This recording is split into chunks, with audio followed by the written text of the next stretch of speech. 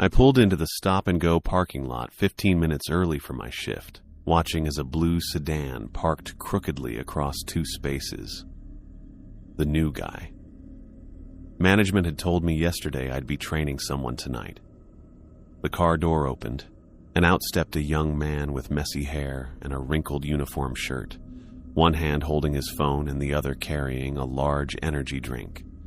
As a single mother of 2 kids, I couldn't afford to lose this job. The stop-and-go paid nearly double what other convenience stores in Riverdale offered, which meant I could actually put food on the table and save a little each month. There was a reason for the exceptional pay, of course, but that wasn't something you explained in a job posting. The new employee walked toward me with an easy smile, sticking out his hand as I got out of my car. "Mark Carter," he said. "You must be Samantha?" I nodded, shaking his hand briefly before walking to the store entrance. "Just call me Sam. Let's get inside and I'll show you around."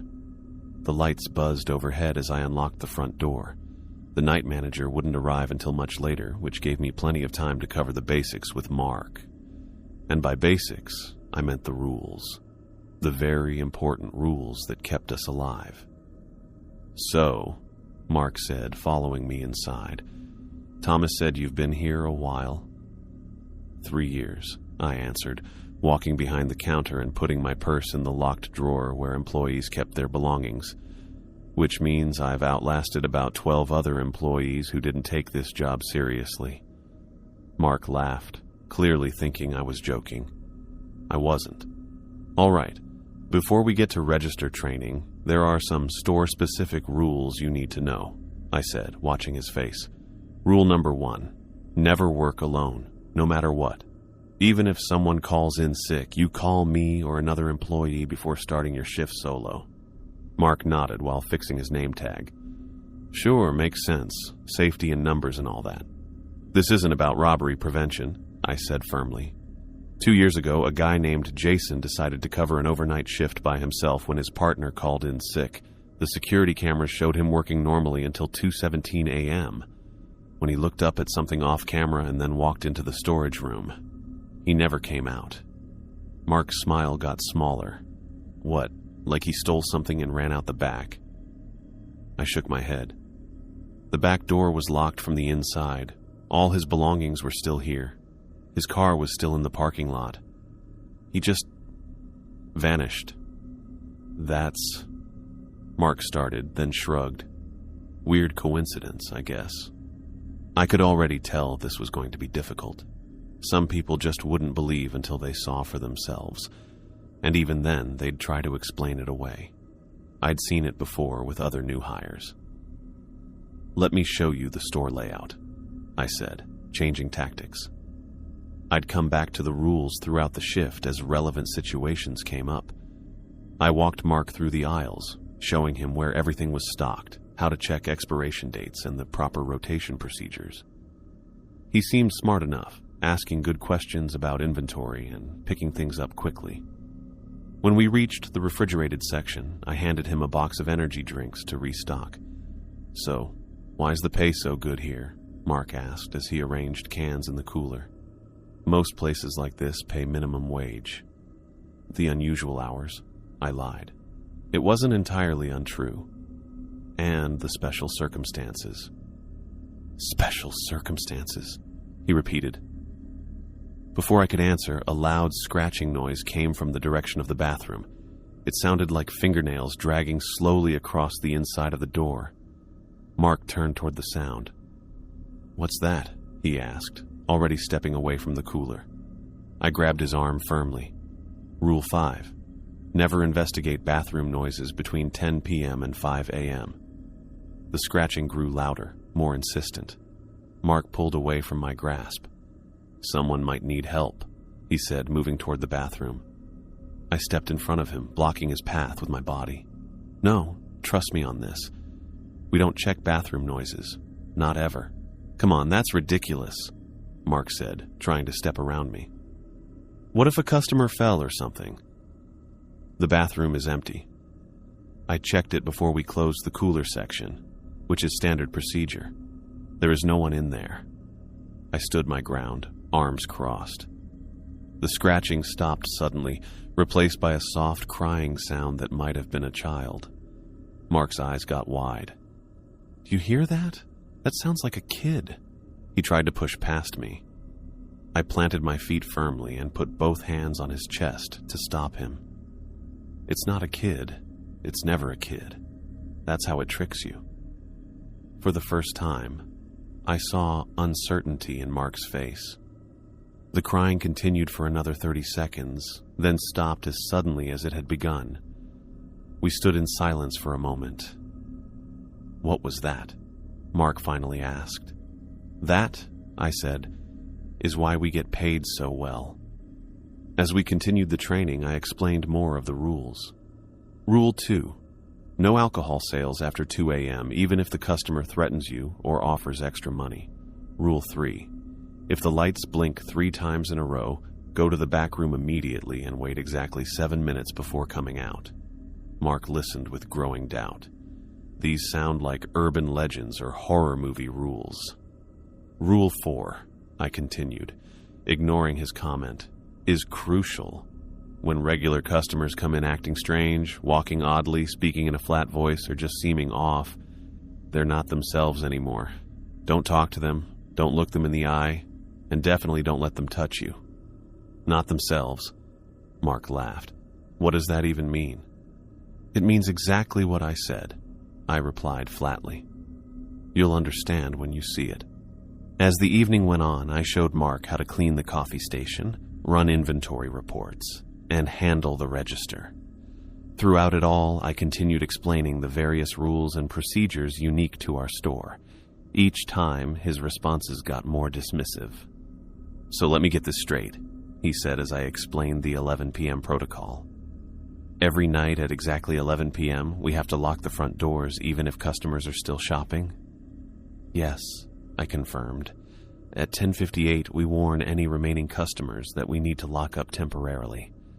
Any stragglers are walked out through the employee exit at the back. And this is official store policy, locking customers in or kicking them out at 11. He raised an eyebrow. It's not locking them in, it's locking other things out, I said. And yes, it's official policy. Thomas will tell you the same thing. Mark shook his head. This is just horror movie nonsense. Next you'll tell me there's a full moon rule, or something about not getting wet after midnight. I sighed. Emma was more willing to listen to important instructions than this grown man. Even Jacob knew when to take things seriously. Look, I said, I have 2 kids at home who need me. Emma and Jacob don't have anyone else. I follow these rules because I want to go home to them every morning. Whether you believe in the reasons or not, follow the procedures. That's all I'm asking. Mark's face softened slightly at the mention of my children, but the doubt remained in his eyes. At 9:45 p.m., the bell above the door rang as a customer entered. I immediately recognized the tall figure in the black hoodie. Mark got tense beside me, his hand slowly reaching for the phone. It's okay, I said quietly, moving to the coffee machine. I poured a large black coffee and placed it on the counter, not making any move to ring it up. The tall man nodded almost invisibly and took the coffee. I could feel Mark staring as the man walked to the far corner of the store and seemed to blend into the shadows. What was that? Mark whispered. Why didn't you charge him? That's William, I explained. He helps with problems. The free coffee is a courtesy. Helps with what problems? Mark pressed. The kind that make the rules necessary, I answered simply. For the rest of our shift, Mark continued learning the register system and stocking procedures. William stayed in his corner, occasionally moving to different areas of the store, but never speaking. Just before our shift ended, the tall man placed his empty cup on the counter and left without a word. That guy gives me the creeps, Mark said once William was gone. And all these rules. I've worked night shifts before, and sure, weird customers come in, but there's nothing supernatural about it. I finished counting my register and looked at Mark directly. I'm not asking you to believe in the supernatural. I'm asking you to follow the procedures that have kept employees at this store alive. Mark laughed again, shaking his head. right. Mysterious disappearances and things that are not themselves. Listen, I appreciate you trying to make the night interesting, but I'm a bit old for ghost stories. As we left the store and headed to our cars, I felt a knot of worry in my stomach. I'd seen this attitude before, and it never ended well. People who dismissed the rules tended not to last long at the stop-and-go. Just be careful, okay? I said as we reached the parking lot. And remember, never work alone. Sure thing, boss, Mark replied with a mock salute. I'll make sure to check for monsters under the cash register, too. I watched him drive away, the knot in my stomach getting tighter. I needed to pick up Emma and Jacob from my neighbor's house, get them to bed, and somehow get some sleep myself before doing this all again tomorrow night. As I started my car, I couldn't shake the feeling that Mark's training had been inadequate. Not because I hadn't tried, but because he simply wouldn't listen. Some people had to learn the hard way. I just hoped Mark would survive the lesson. 3 days had passed since Mark's first shift, and I was already exhausted from his constant dismissal of everything I tried to teach him. Tonight was no different as I watched him carelessly tossing energy drinks onto the shelf instead of arranging them properly. You're going to break one of those if you keep throwing them, I said, moving to fix his sloppy work. Mark shrugged. They're cans. They'll be fine. I bit back a sharper response. My kid's babysitter had called in sick today, forcing me to drop Emma and Jacob at my mother's house across town. The extra driving had left me with barely 4 hours of sleep, and my patience was wearing thin. Let's go over Rule 2 again, I said, moving toward the liquor section. No alcohol sales after 2 a.m., even if they offer me $1 million or threaten to kill me, Mark interrupted, mimicking my serious tone before switching back to his casual one. Yeah, I got it the first 3 times. I stopped walking and turned to face him directly.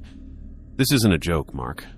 2 months ago, a guy offered one of our cashiers $500 for a bottle of whiskey at 2:30 a.m. She took the money. No. She sold him the bottle. He left, and 10 minutes later he walked back in. Except it wasn't him anymore. I kept my voice steady. Whatever came back wearing his face broke both her arms before William intervened. Mark rolled his eyes. More superstitious garbage. There's probably some logical explanation, like the guy was on drugs or something. The security footage showed him walking through the closed door, Mark. Not opening it, walking through it. Security footage gets glitchy all the time, he said dismissively. I'm not buying into this horror movie stuff just because this place has some weird vibes. The front door chimed, and I looked up to see Karen Mitchell entering the store. She came in every day at the same time to buy her lottery tickets. Except something was wrong tonight. Very wrong. Karen's body moved in jerky, uneven steps, but the truly disturbing part was her neck, bent at an angle that no human spine could possibly achieve without breaking. Her head tilted almost completely sideways, nearly touching her shoulder, yet she continued walking forward. I grabbed Mark's arm hard enough to make him wince. What the... he started to say. Remember Rule 4, I whispered urgently. When regulars act strange, they're not themselves anymore. Mark stared at Karen, his usual smirk faltering as the elderly woman moved deeper into the store. Her head remained at that impossible angle, but now her eyes, previously fixed straight ahead, swiveled in their sockets to look directly at us, without her face turning. That's just Karen, Mark whispered back, but I could hear the uncertainty in his voice. Maybe she has a medical condition or something. That's not Karen anymore, I said firmly, pulling him toward the back room. We need to go. Now. For once, Mark didn't argue. We retreated to the employee area, and I closed the door behind us, leaving it open just a crack so I could monitor the situation. What are we doing? Mark asked, his voice lower than usual. We can't just hide back here. We wait until she leaves, I explained. Whatever's wearing Karen right now will get bored and go away if we don't engage. Through the crack in the door, I watched as not Karen moved through the aisles with that weird, jerky walk. She picked up items, looked at them while tilting her head, and put them back in the wrong places. It felt like forever, but was probably only 5 minutes before she walked to the door and left without buying anything. I waited another full minute before opening the door. "All clear," I said, stepping back into the store. Mark followed, looking around cautiously. That was weird. But she could have some kind of neck problem. My aunt had this thing where, "Mark," I cut him off. "Normal people with neck problems can't turn their heads 90 degrees to the side while keeping their bodies facing forward." What we just saw wasn't human anymore. He didn't have a quick comeback this time, and I counted that as progress. The rest of our shift continued without incident until 10:55 p.m. when Joseph Rodriguez walked in. Joseph was a regular who often stopped by after his late shift at the factory across town. "Evening, Sam," he greeted me with a tired smile. "Hi, Joseph. Just so you know, we'll be locking the doors in a few minutes," I warned him. He nodded absently, already heading toward the snack aisle. Mark looked at me with confusion. "Why are we locking the doors? We're open 24/7. "Rule 6, I reminded him. "At exactly 11 p.m., we lock the front doors, no exceptions." I moved to the entrance, keys in hand, watching the clock on my phone. Joseph was still browsing the chip selection, seemingly unconcerned about the time. "This is ridiculous," Mark said. "We can't just lock a customer inside."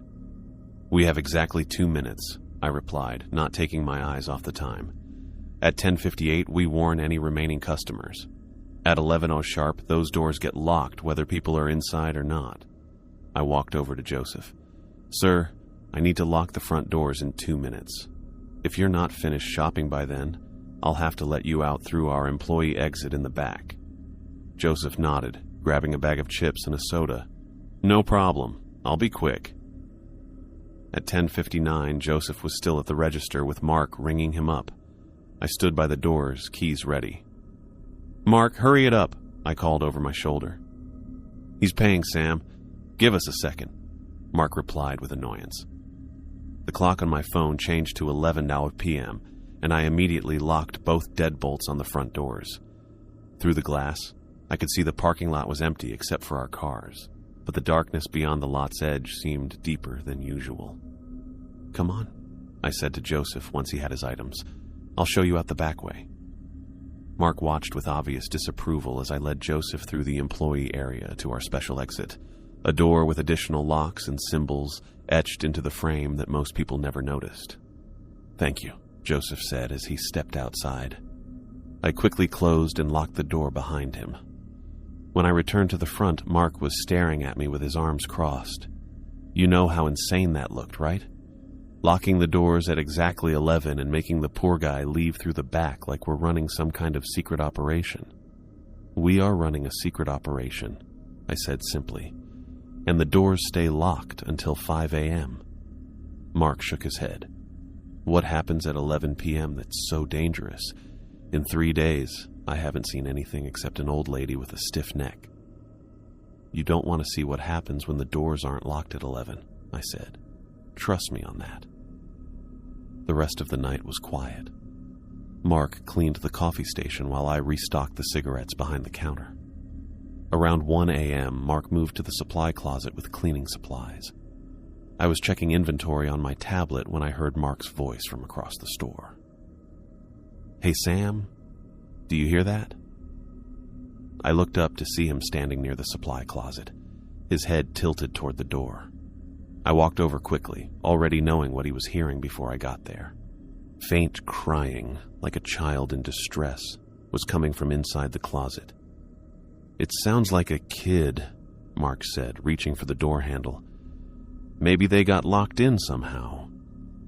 I moved to stop him, but before I could reach him, a tall figure appeared directly behind Mark. William had materialized silently, seemingly from nowhere. "Don't," William said quietly. Mark jumped back with a startled yelp, nearly colliding with me. His eyes were wide as he stared at William, who stood perfectly still between Mark and the closet door. "Jesus Christ!" Mark gasped. "Where did you come from?" William didn't answer. He never did. Instead, he placed one hand against the closet door, and the crying sound immediately stopped. "Mark, this is William," I said, watching as the color slowly returned to Mark's face. "I told you about him on your first night. He protects us." "Protects us from what?" Mark asked, his voice uncharacteristically small. William turned his hooded head slightly toward Mark. His face was hidden. "From what exists beyond the rules," he said in a deep, quiet voice. It was the most I'd ever heard William speak at once. He took his hand off the door and walked away to his usual corner. Mark watched him go, then looked at me. For the first time since I'd met him, he didn't look smug at all. "What the hell is going on in this place, Sam?" he asked. "I've been trying to tell you," I said. "The rules aren't superstition, they're survival." Mark looked back at the supply closet, which was now completely silent. And if I had opened that door, I didn't answer immediately, remembering the night shift worker 2 years ago who had done exactly that. We never found enough of him to hold a funeral. "Let's just say you wouldn't be finishing your shift," I finally replied, "and I'd be training someone new tomorrow." Mark was quieter for the rest of the night. He still didn't fully believe. I could tell he was still doubtful as time went on. But at least now he was thinking about it. Sometimes just getting someone to question their disbelief is all you need. As our shift ended and the morning crew arrived, I grabbed my stuff and headed for the door with Mark walking behind me. "Sam," he said as we reached our cars, "that thing with William tonight, I can't explain that." "You don't need to explain it," I replied. "You just need to respect it." But the crying in the closet was not a child, I finished for him. "It's never a child."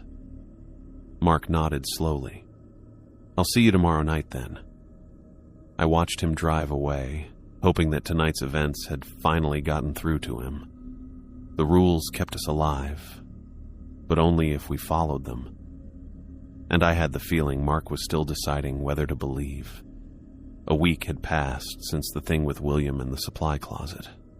I'd hoped that experience might have knocked some sense into Mark, but if anything, his attitude about the store rules had only gotten worse. He'd briefly seemed worried, but now was even more stubborn than before, which worried me more than when he just didn't know. Tuesday night we were working together again at the Stop and Go. I was putting new candy on the shelves while Mark worked the register, looking at both his phone and a sports magazine he'd brought from home. The clock on the wall showed 10:55 p.m. "Mark," I called out. "It's almost 11. Time to lock up." He barely glanced up from his phone. "Yeah, in a minute." I left the candy boxes and walked to the front. "Not in a minute. Now. We need to warn any customers and get the doors locked by 11 sharp." "Relax, Sam. There's nobody even in the store right now." He flipped a page in his magazine. "That's not the point. The doors get locked at 11 whether customers are here or not." I moved toward the entrance, keys already in hand. The time passed slowly as I looked outside. The parking lot was empty except for our cars, but that didn't matter. Rules were rules, especially this one. "Mark, put that down and help me check the store," I said, my voice tightening with urgency. He sighed dramatically but set his phone aside. "Fine. I'll check the back aisles." At 10:59, I stood by the front doors, watching the seconds count down on my phone. Mark was supposed to be making a final sweep, but I couldn't see him anywhere in the store. The time changed to 11 p.m. I reached for the locks, then hesitated. "Mark," I called out. "Are you done checking?" No answer. I should have locked the doors immediately, but I needed to know if Mark had found someone. "Mark!" I called again, louder this time. Finally, his voice came from the back. "Yeah, all clear." I turned back to the doors, but as I did, I noticed the time on my phone. 11:01 p.m. I got really nervous. I quickly locked both deadbolts. 11:02 p.m. Mark strolled back to the front, completely unconcerned. "Nobody back there told you we were empty." "The doors are supposed to be locked at 11, I said, my voice tight. "It's now 11:03. So, we're a few minutes late. Big deal." He shrugged and returned to the counter. I followed him, feeling angry and scared. It is a big deal. 3 minutes late, Mark? Do you have any idea what can happen in 3 minutes? Let me guess. Demons will crawl through the doors and eat our souls? He rolled his eyes. Last year, I said, lowering my voice, a girl named Rebecca was 15 minutes late locking up. They found her with her skin turned inside out. Mark's smile hesitated for a second before he forced a laugh. Come on, Sam. Skin turned inside out? That's not even physically possible. I saw the photos, Mark. Thomas showed them to all of us as a warning. I wasn't lying. The images of Rebecca's body had haunted my nightmares for weeks afterward. Whatever came through those doors didn't just kill her, it unmade her. Something in my tone must have gotten through to him because he didn't immediately dismiss me. Instead, he looked toward the front doors, now securely locked, and swallowed hard. You're serious, he said, not quite a question. Dead serious. 3 minutes late is 3 minutes too many. Mark didn't say anything else about it that night, but I noticed him looking at the doors more often, especially when the wind picked up outside and branches scratched against the glass. Thursday night's shift started normally enough. We had a steady stream of customers until about midnight. Then the usual late-night lull set in. Mark had been quieter than usual, actually following procedures without much complaint. I hoped our conversation about Rebecca had finally made an impression. At 1:30 a.m., without any warning, the lights went out. Not just the store lights, everything. The street lights outside, the neon open sign, even the emergency lights failed to kick in. The store went completely dark. Power outage? Mark's voice came from somewhere near the register. I fumbled for my phone in my pocket, turning on the flashlight. This isn't normal, I said quietly. The emergency generator should have kicked in automatically. As my eyes adjusted to the darkness, I could make out Mark's silhouette moving toward the front windows. Looks like the whole block is out, he said, looking outside. Get away from the windows, I warned, moving toward him. Why? I'm just checking if... A loud bang interrupted him as something hit the glass doors from outside. Then another bang, and another. Multiple impacts, like someone, or something, was throwing themselves against the entrance. Mark, get back! I grabbed his arm and pulled him away from the windows just as my flashlight beam caught glimpses of figures pressing against the glass. Their features were distorted, faces stretched and twisted in ways that human faces couldn't bend. What the hell? Mark gasped, trying to look directly at them. I yanked him further back, putting myself between him and the doors. Never look directly at them, I hissed. Keep your eyes down or closed. The banging grew more insistent, the glass doors rattling in their frames. My flashlight beam shook as my hand trembled. From the corner of my eye, I could see multiple figures now, their bodies pressed against the glass, hands flat against the surface. What are they? Mark whispered, his voice stripped of all its usual cockiness. I don't know, I admitted. And I don't want to find out. I noticed someone moving at the back of the store. A tall figure came out of the shadows, walking calmly toward the front. William. I hadn't seen him come in earlier, but somehow he was here when we needed him most. William walked past us without saying anything, heading to the doors. As he got to the entrance, the figures outside ran away right away, vanishing into the dark beyond the parking lot. The banging stopped. Seconds later, the power came back on. The lights blinked on, the refrigerator unit started buzzing again, and the electronic register rebooted with a series of beeps. It was as if nothing had happened. William stood at the doors for another moment before turning and walking to his usual corner. He didn't speak or look at us, but his message was clear. He had protected us. Mark leaned against the counter, looking pale. What just happened? He asked, his voice barely above a whisper. That's why we locked the doors at 11, I said simply. For the rest of our shift, Mark was subdued. He jumped at small noises and kept glancing at William's corner, as if making sure he was still there. When morning came and our replacements arrived, Mark practically ran to his car. I caught up with him in the parking lot. "You okay?" He took a deep breath. I don't know what that was. "It was what I've been trying to warn you about," I said. "The rules exist for a reason, Mark." He nodded slowly. "Yeah, I get that now, but..." He hesitated, looking back at the store. "Those things at the window, they couldn't have been real, right? Maybe it was just some teenagers messing around, and the power outage. That happens sometimes." I looked at him in disbelief. Even after everything he'd seen, he was still trying to rationalize it away. "Mark, those weren't teenagers, and William didn't just happen to show up at the exact moment we needed help. Look, I'm not saying nothing weird happened," he said defensively. "It was definitely unsettling, but there are rational explanations for power outages and people banging on doors." I gave up. Some people would never believe, no matter what they saw with their own eyes.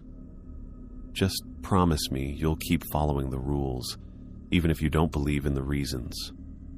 "Sure," he said, but I could tell he was just humoring me.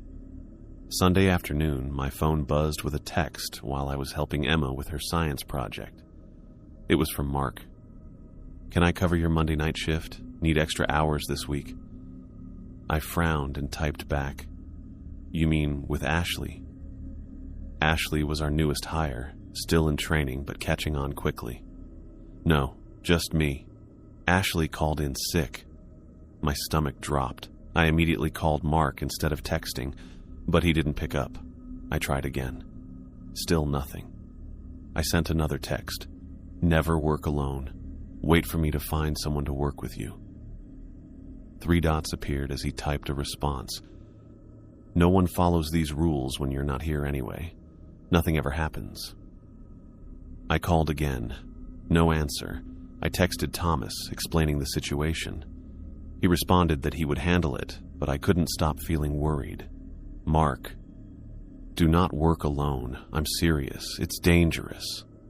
The 3 dots appeared again, then disappeared, then reappeared. "Relax, Sam. I'll be fine. See you Tuesday." I stared at my phone, a sense of dread washing over me. Emma looked up from her solar system model, noticing my expression. "Mom, is everything okay?" I forced a smile for my daughter's sake. "Yeah, honey, just work stuff." But it wasn't okay. Mark was going to break the most important rule of all, and there was nothing I could do to stop him. I pushed open the door to the stop and go at 5:55 a.m. Tuesday morning, 5 minutes before my shift was supposed to start. The fluorescent lights overhead were blinking on and off unevenly. Something was wrong. The doors shouldn't have been unlocked yet. Mark should have been waiting to hand over the register. "Mark?" I called out, my voice sounding too loud in the empty store. No answer. The silence felt heavy, pressing against my ears as I took a few careful steps inside. The store looked normal at first glance. Shelves stocked, coffee machine buzzing, register closed but intact. But Mark wasn't behind the counter where he should have been. "Mark, are you here?" I tried again, moving further into the store. That's when I noticed the drops on the floor. Dark liquid, almost black under the blinking lights, creating a trail from the counter toward the bathroom. My stomach tightened as I followed the trail with my eyes, not my feet. The bathroom door was closed. I pulled out my phone and dialed Thomas Jones immediately. The call went straight to voicemail. "Thomas, it's Sam. Something's wrong at the store. Mark's not here. The doors were unlocked, and there's something on the floor. I'm following protocol and leaving now." My hand shook as I ended the call. Protocol was clear. If anything seemed wrong when arriving for a shift, we were to leave immediately and contact management. No exceptions. I backed toward the entrance, keeping my eyes on the bathroom door. The trail of dark droplets shined under the stuttering lights. I didn't want to think about what it might be, but my mind filled in the blanks anyway. As I reached the door, the lights blinked more violently, then stabilized. When the light steadied, I saw that the dark drops weren't black at all. They were deep, unmistakable red. I turned and ran to my car, fumbling with my keys before managing to unlock it. Once inside, I locked the doors and started the engine with trembling hands. As I pulled out of the parking lot, I glanced in my rearview mirror. The store lights kept turning on and off, and for a split second, I thought I saw a tall person standing in the doorway. But when I looked directly, there was nothing there. The drive home took 15 minutes, but it felt like hours. My mind raced through possibilities, each worse than the last. Mark had broken the cardinal rule: never work alone. Whatever happened to him was the consequence of that choice. Emma and Jacob were eating breakfast when I walked in. Mrs. Patel from next door had stayed overnight to watch them, as she often did during my shifts. "Mom!" Jacob jumped up from his cereal, milk dripping down his chin. "You're home early." Emma immediately sensed something was wrong. Did something happen at work? Mrs. Patel looked up from pouring orange juice, her eyebrows raised in question.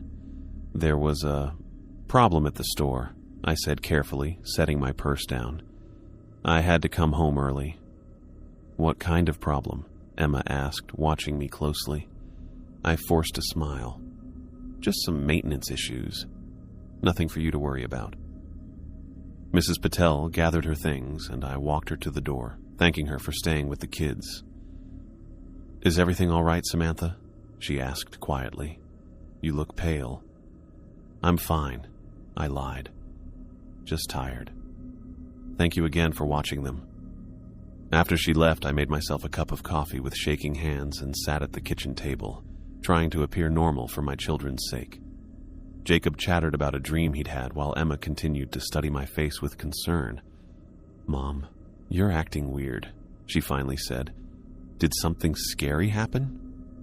I looked at my daughter, wondering how much to tell her. Emma had always been intuitive, picking up on things most kids her age missed. "I'm just worried about a coworker," I admitted. "He might be in trouble." "The one who doesn't believe in the rules?" Emma asked. I blinked in surprise. I hadn't realized I'd mentioned Mark's attitude to my children. "Yes, that one." Emma nodded solemnly. "You always say rules keep us safe."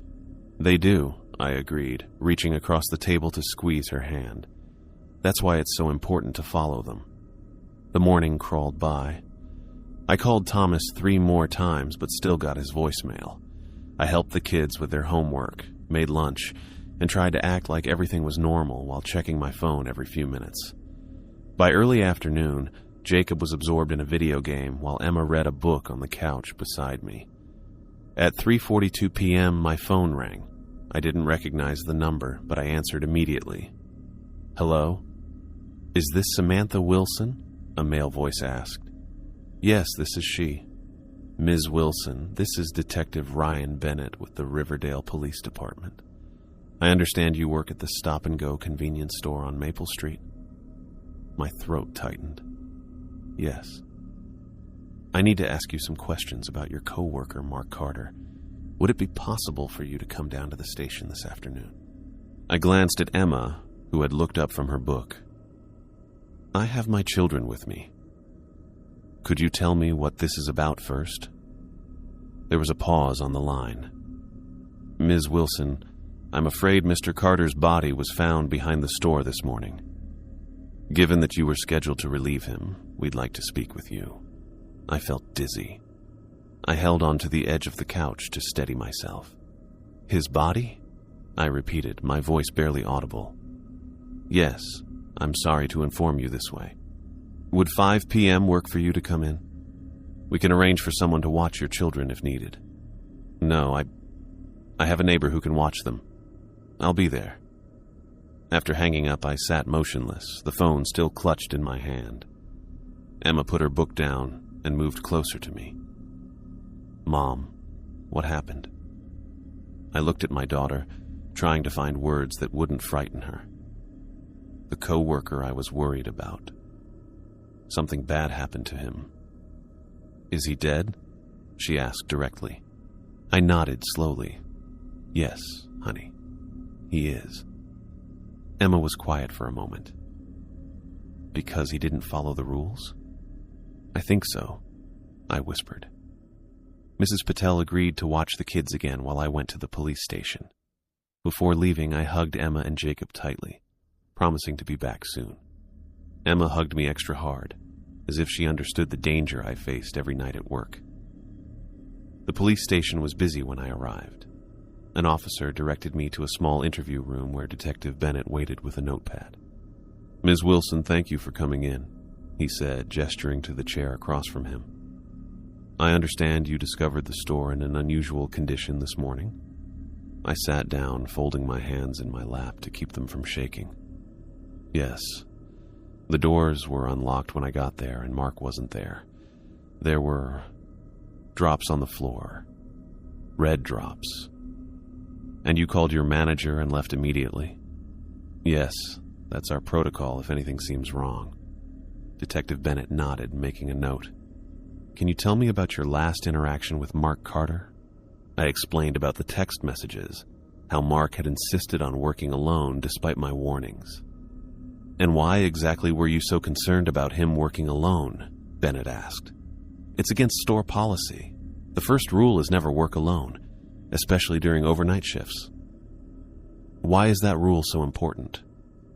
I paused, knowing how it would sound.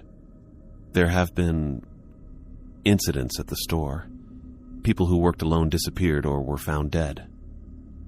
Bennett's face stayed neutral, but I could see the doubt in his eyes. "What kind of incidents?" 2 years ago, an employee named Jason disappeared during a solo overnight shift.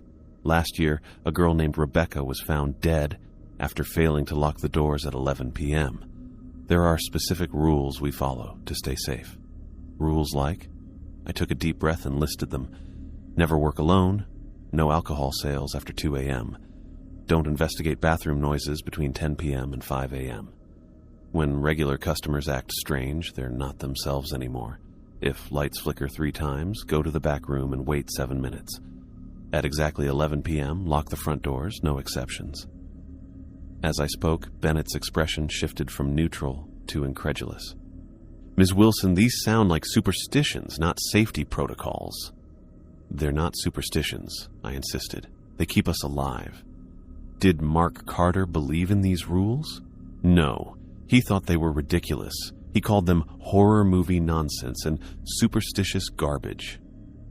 Bennett made another note. "Ms. Wilson, I need to tell you how Mark Carter died. His body was found dismembered behind the store. His limbs and head were separated from his torso." I closed my eyes, feeling sick. I told him not to work alone. "Do you know anyone who might have wanted to harm Mr. Carter?" I shook my head. "No. Mark was new. He'd only been working at the store for about 2 weeks. And these rules you mentioned, they're official store policy?" "Yes. Thomas Jones, our manager, is very strict about them." Bennett wrote something down. "We'll be speaking with Mr. Jones as well. In the meantime, I need to ask where you were between midnight and 5 a.m. last night." "I was at home with my children. My neighbor, Mrs. Patel, stayed over to watch them while I slept." "She can confirm I was home all night." The detective nodded. "We'll check that. One more question. The security cameras at the store, do they record continuously?" "Yes, Thomas has access to all the footage."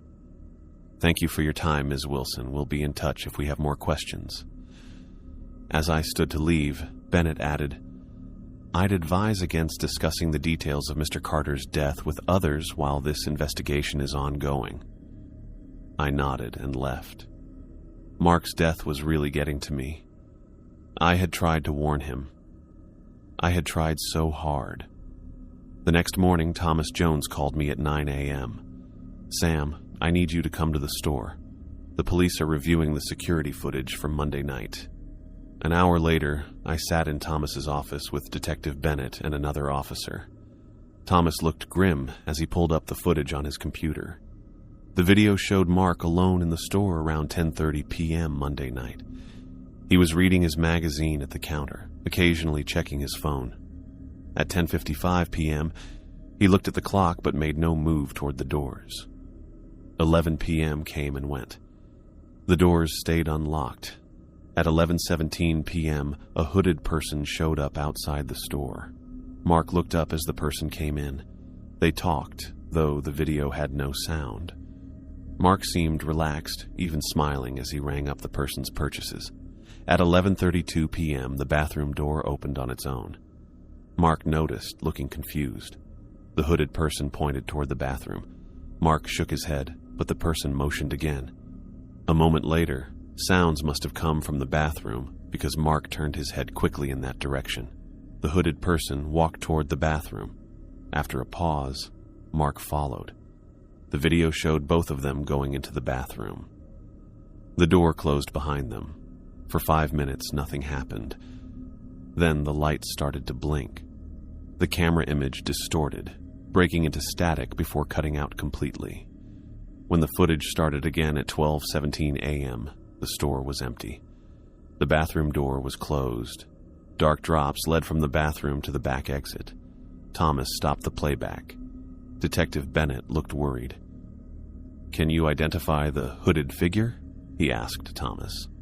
"No, that wasn't William. If that's what you're thinking," Thomas replied. "William never buys anything and he never goes into the bathroom." Bennett turned to me. "Who is William?" "He helps with problems at the store," I explained. "He's tall, wears a black hoodie, but he's protective. He wouldn't hurt Mark." Bennett didn't look convinced. "We'll need to question this William as well." "Good luck with that," Thomas muttered. After the police left, Thomas asked me to stay. He looked older than usual, the lines in his face deeper. "You followed the rules, Sam. You survived. Mark didn't." He sighed heavily. "I've hired someone new. Can you start again tomorrow?" "Someone new? Already?" I asked, surprised by how quickly Mark had been replaced. "The store can't be understaffed, not even for a day." Thomas handed me a file. "Her name is Ashley Peterson, 26, good references. She starts tomorrow night."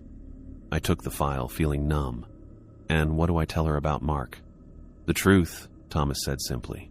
"The rules keep you alive. Breaking them gets you killed." I nodded slowly, thinking of Emma and Jacob waiting at home. I needed this job.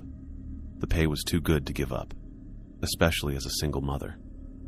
But more than that, I understood now that what we did at the stop and go was important. The rules weren't just for our safety.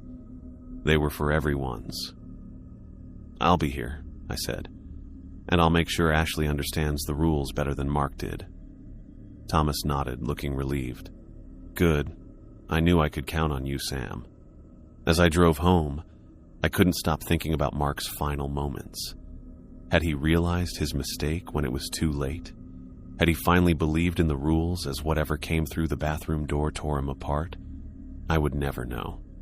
All I could do was make sure the next employee understood what was at stake and hope they believed me before it was too late. 2 weeks had passed since I'd found those red drops on the floor of the stop and go. 2 weeks since Detective Bennett had shown me the security footage of Mark following that hooded stranger into the bathroom. 2 weeks since they'd found what was left of him behind the store. I still had nightmares about it. Not about Mark's dismembered body. I hadn't seen that, thank God. But about what might have happened in those missing minutes of footage. What had come through that bathroom door? What had Mark seen in his final moments? Tonight was my third shift training Ashley Peterson. Mark's job had been filled. She stood beside me at the register, carefully counting back change to a customer who just bought cigarettes and a lottery ticket. Her movements were precise, methodical, nothing like Mark's casual disregard. "Have a good night," Ashley said to the customer, who nodded and left. The door chimed as it closed behind him. I looked at the clock, 9:47 p.m. We still had plenty of time before the 11 p.m. lockdown. "You're doing great," I told her. "Much better than—" I stopped myself. "Then Mark." Ashley finished for me. She tucked a strand of dark hair behind her ear. "It's okay. Thomas told me what happened to him." I nodded, relieved I didn't have to dance around the subject. "Did he tell you everything?" "He said Mark broke the rules. that he worked alone, and she hesitated, and something got him.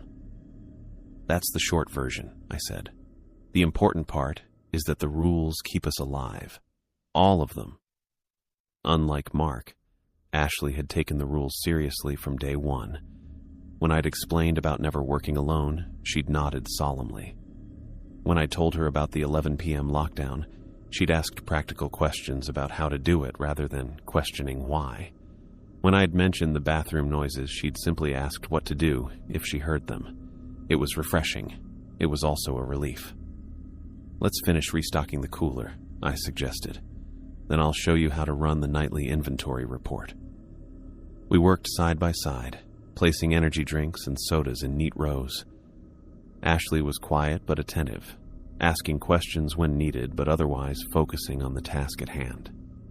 At 10:30 p.m., we moved to the back office so I could demonstrate the inventory system. I logged into the computer and pulled up the software. This is pretty straightforward, I explained. You enter the counts from your sheets, and the system calculates what we need to order. Ashley leaned over my shoulder, watching as I navigated through the program. What happens if the numbers don't match up? Good question. If there's a discrepancy, you note it here. I pointed to a field on the screen. Thomas reviews all the reports each morning. A loud bang interrupted us. We both jumped, turning toward the office door. What was that? Ashley whispered. I listened. Another bang followed by a rattling sound. It was coming from the front of the store. Stay here, I said, standing up. I'll check it out. I walked cautiously into the main store area. Everything looked normal, until I noticed the bathroom door shaking in its frame. The rattling grew more violent, as if someone, or something, was trying to force its way out. I told Ashley to stay put, but she followed me anyway. She stood frozen a few feet behind me, eyes wide with fear. Is someone in there? She asked, her voice barely audible. I shook my head. No. The bathroom was empty when we checked earlier. I looked at the clock, 10:42 p.m. Remember Rule 5? Never investigate bathroom noises between 10 p.m. and 5 a.m. The door rattled harder, the hinges creaking under pressure. A low guttural sound came from inside, not quite human, not quite animal. Ashley took a step back. Shouldn't we do something? Yes, I said, turning away from the bathroom. We keep working. I walked calmly to the register and began organizing the receipt rolls, acting as if nothing unusual was happening. After a moment's hesitation, Ashley joined me, though her hands trembled as she arranged the candy display near the counter. The rattling continued, growing more insistent. The bathroom door bulged slightly, as if something massive was pressing against it. How can you be so calm? Ashley whispered. Practice, I admitted. And knowing that as long as we follow the rules, we'll be okay. The front door chimed, and we both looked up. William walked in wearing a black hoodie. He moved silently toward the coffee station, as he always did. I left the register and prepared his usual cup. Black, no sugar. As I handed it to him, I lowered my voice. We could use some help, I said, nodding toward the bathroom. If you don't mind. William took the coffee, his fingers brushing mine. They felt oddly cool. He nodded once, then turned toward the bathroom. Ashley watched with wide eyes as William walked directly to the rattling door. He placed his free hand flat against the wood, and immediately the rattling stopped. The silence was sudden and complete. William opened the bathroom door and stepped inside, closing it behind him. For a long moment, nothing happened. Then the door opened again, and William came out. He placed the cup on the counter as he passed, nodding to me before leaving the store. Ashley stared at the bathroom door, which now hung perfectly still on its hinges. What did he do? I don't know exactly, I said honestly, but William helps with problems. That's what he does. She looked at me, her expression a mixture of fear and awe. Is he human? I hesitated. I don't think so. Not entirely. Ashley nodded slowly, staying pretty calm about it. And the thing in the bathroom? Also not human, I said. And that's all you need to know. We finished our tasks in silence. At 10:55 p.m., I reminded Ashley about the lockdown procedure. She helped me check the store for customers, then stood by as I secured both deadbolts at exactly 11 p.m. Perfect timing, she said, checking her watch. Always, I replied.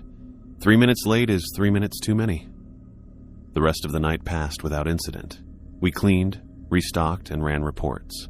Ashley asked intelligent questions and followed instructions carefully. By 2 a.m., I was confident she would survive working at the stop and go. Then the front door opened. I looked up, surprised. The doors were locked. No one should have been able to enter. Thomas Jones stood in the entrance with keys.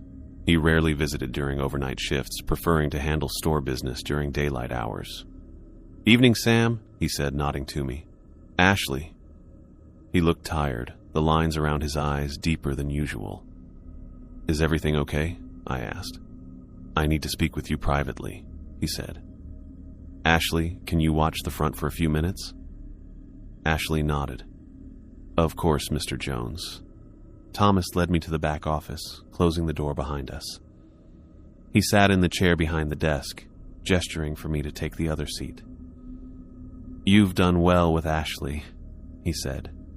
"She's catching on quickly." "She listens," I replied. "Unlike Mark." Thomas nodded grimly. Mark's death was unfortunate but not unexpected. Some people refuse to believe until it's too late. He opened a drawer and pulled out a thick folder. "Sam, you've been with us for 3 years now. You followed the rules, trained new employees, and survived. That's more than most can say." "I have kids to go home to," I said simply. "The rules keep me alive for them." "Yes, they do." Thomas leaned forward, his expression serious. "But it's time you understood why the rules exist in the first place." He opened the folder, revealing photographs, diagrams, and what looked like ancient symbols. "The Stop and Go isn't just a convenience store," he said. "It stands on a weak point between dimensions, a thin spot in the fabric of reality." I stared at him, processing his words. Part of me had always suspected something like this, but hearing it stated so plainly was still shocking. "The rules don't just keep you safe. They keep everything on the other side from getting through," Thomas continued. "The 11 p.m. lockdown? That's when the barrier is weakest. The bathroom noises, something trying to create an opening. The customers who aren't themselves anymore. They've been influenced by what lies beyond." I thought about Karen Mitchell with her impossibly bent neck, about the figures that had pressed against the glass doors the night the power went out. "And William?" I asked. Thomas's expression got a bit softer. "William is not human, as you've probably guessed. He's a guardian who decided to help us. There are others like him, but most don't care about our world. William is different." "He protects us," I said. "He protects the boundary," Thomas corrected. "We just happen to be on this side of it." I took a deep breath, trying to absorb everything. "Why are you telling me this now?" "Because things are getting worse," Thomas said, his voice low. "The incidents are becoming more frequent. The entities on the other side are growing more aggressive. We need employees who understand what they're really guarding." "Does Ashley know?" Thomas shook his head. "Not yet. I wanted to tell you first. You've earned the right to know." He closed the folder and handed it to me. "Take this home. Study it. The more you understand, the better your chances of survival." I accepted the folder. "Thank you for trusting me with this." "You've proven yourself trustworthy," Thomas said, standing. "Now let's get back out there before Ashley starts wondering what we're discussing." When we returned to the front, Ashley was helping a truck driver find the energy drinks.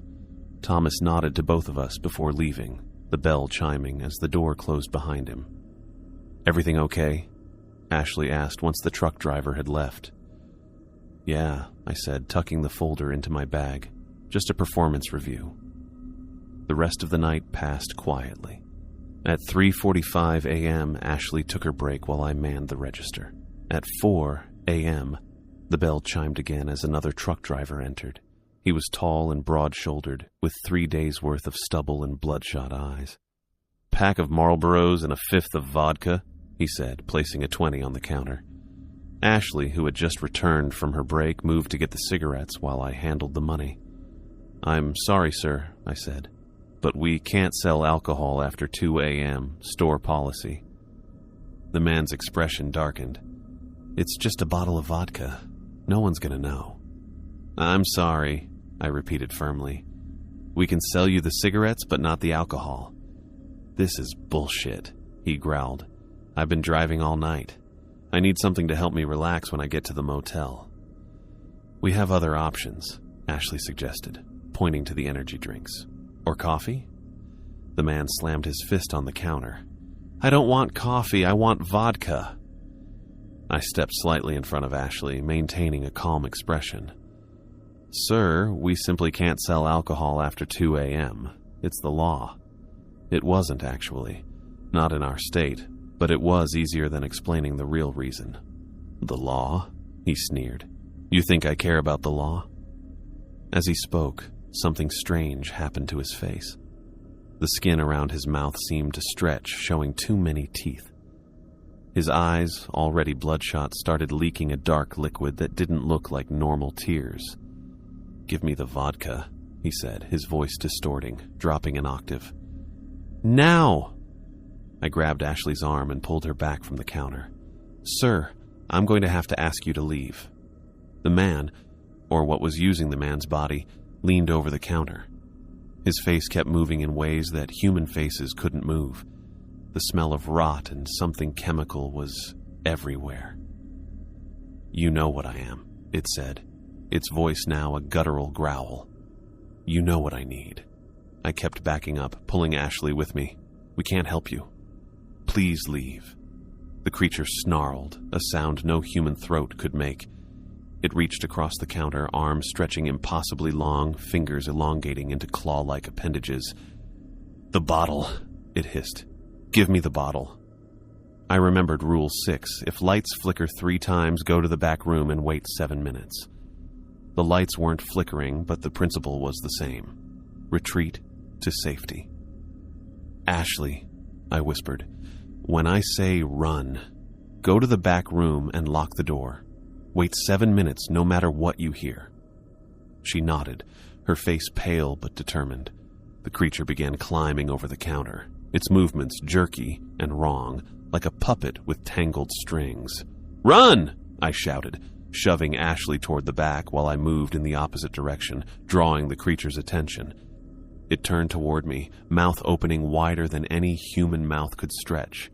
I backed away, keeping the shelving aisles between us. "You can't have it," I said firmly. "You don't belong here. Go back." The creature let out a sound between a laugh and a scream. It moved toward me, knocking over displays as it came. I continued backing up, leading it away from the back room where Ashley had run away. For several terrifying minutes, I stayed just out of reach while keeping the creature's attention. Its movements became more erratic, more desperate. The distortion in its face spread until the truck driver's features were barely recognizable beneath the thing wearing his skin. Then, as suddenly as it had begun, the creature stopped. It tilted its head at an impossible angle, listening to something I couldn't hear. A look of fear, actual fear, crossed its distorted features. It backed toward the door, eyes darting around the store. Without another word, it turned and ran away, the bell chiming cheerfully as the door closed behind it. I stood frozen for a moment. Then I hurried to the back room, knocking 3 times to let Ashley know it was me. She opened the door, her face still pale but composed. "Is it gone?" "Yes," I said. "It left." "What was that thing?" she asked, her voice steady despite everything she'd just witnessed. "Something that doesn't belong in our world," I answered. "Something the rules keep out, most of the time." Ashley took a deep breath. "I thought Mark was just being difficult when he didn't believe you. I didn't understand how anyone could dismiss what you were saying. She shook her head. But that was... I know, I said gently. It's a lot to take in. She looked me directly in the eyes. I believe everything now, she whispered. Every single rule, every warning, all of it. I nodded, feeling better. Ashley would survive. She understood what was at stake. Good, I said, because believing is what keeps us alive. As dawn approached and our shift neared its end, I thought about the folder Thomas had given me, about the weak point between dimensions, about William and his role as guardian. I thought about my children, Emma and Jacob, sleeping safely at home, unaware of what their mother faced each night at work. And I thought about Mark, who hadn't believed until it was too late. Ashley would be different. She would survive. And so would I. 1 month after learning the truth about the stop and go, I found myself settling into a new routine. Thomas's folder had become a regular part of my life. I'd studied its contents carefully, learning about the thin spots between dimensions, the various entities that tried to break through, and the symbols that helped strengthen the barriers. Knowledge hadn't made the job less dangerous, but it had made the danger easier to understand. Ashley had proven herself a quick study and reliable partner. Unlike Mark, she followed the rules without question, having seen firsthand what happened when they were broken. We'd developed an easy rhythm during our overnight shifts, moving around each other with the practiced efficiency of people who understood exactly what was at stake. Tuesday night started like any other. The store had been busy until about 10 p.m., when the customer traffic slowed to a trickle. Ashley was restocking the candy aisle while I counted the register, preparing for the 11 p.m. lockdown. "How are Emma and Jacob doing?" Ashley asked, arranging chocolate bars in neat rows. "Good," I said, sorting bills into their proper slots. "Emma got an A on her science project. Jacob lost another tooth." "That's great," Ashley said. "Emma's the one who figured out something was wrong with Mark before you did, right?" I nodded, remembering how perceptive my daughter had been. She picks up on things. Sometimes I think she knows more about what happens here than I've told her. The clock read 10:56 p.m. I finished with the register and went to the front doors, looking outside for any last-minute customers. The parking lot was empty except for our 2 cars. "Almost time," I called to Ashley. "Can you check the back aisles?" She nodded and went around the chip display. I pulled out my keys, ready for the lockdown procedure we performed every night. At 10:58 p.m., the lights went out.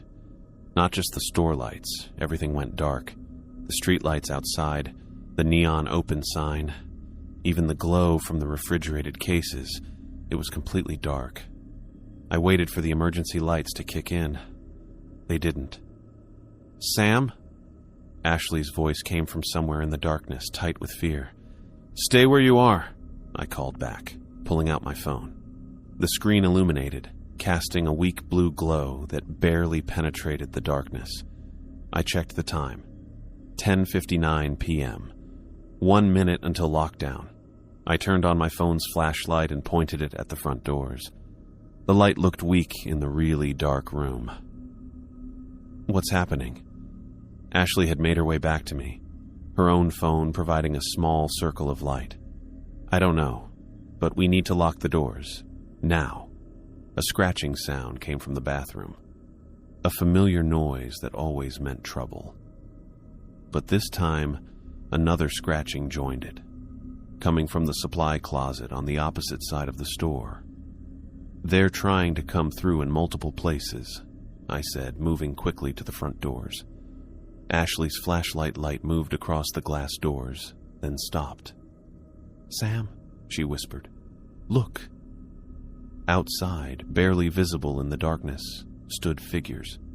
Not 1 or 2, but many, their shapes unclear, moving slightly in the dark. They pressed close to the glass, watching us with eyes that reflected our flashlight beams like animals caught in headlights. "Help me," I said, inserting my key into the first deadbolt. The figures outside began to move, pushing against the glass. Hands, or things like hands, were pressed flat against the see-through surface, leaving smears that looked wet in our flashlight beams. Ashley grabbed the second key from her pocket with shaking fingers. I locked the first deadbolt as she inserted her key into the second. My watch beeped. 11 p.m. exactly. Ashley turned her key. The second deadbolt locked with a solid click. The figures outside went still for a moment. Then they all started pounding on the glass at once. The doors shook from the banging. A wailing noise came from outside, not quite human, not quite animal, a sound that made my teeth ache and my skin crawl. "What do we do?" Ashley asked, backing away from the doors. A tall figure appeared beside us, seemingly materializing from the darkness itself. I nearly screamed before recognizing the familiar black hoodie.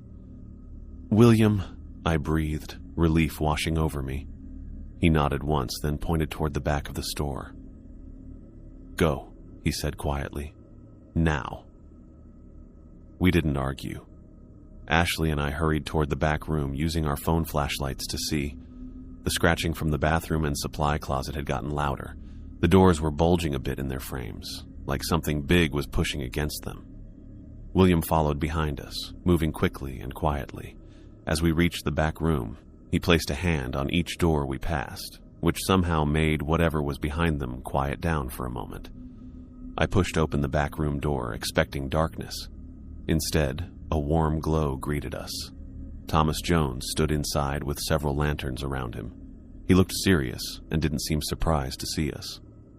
"Right on time," he said, gesturing for us to enter. William followed us in, closing the door firmly behind him. "What's happening?" I asked, trying to keep my voice steady for Ashley's sake. "This is your final test," Thomas said simply. "They're attempting a breach through multiple access points." A tremendous crash came from the store, followed by the sound of breaking glass. Ashley jumped, her eyes wide with fear. "The doors," she began. "William reinforced them before coming to find you," Thomas said. "They'll hold, for now." He went to a metal cabinet I'd never noticed before, opening it with a key from his pocket. Inside were more lanterns, water bottles, and what looked like weapons, but not any kind I knew. Thomas took out 2 of the weird devices and gave one to each of us. "What is this?" Ashley asked, turning the object in her hands. It looked something like a flashlight, but with symbols etched into its surface that matched those in the folder Thomas had given me. "Protection," Thomas said. "Point and press the button if anything gets through. It won't kill them, but it will force them back to their side."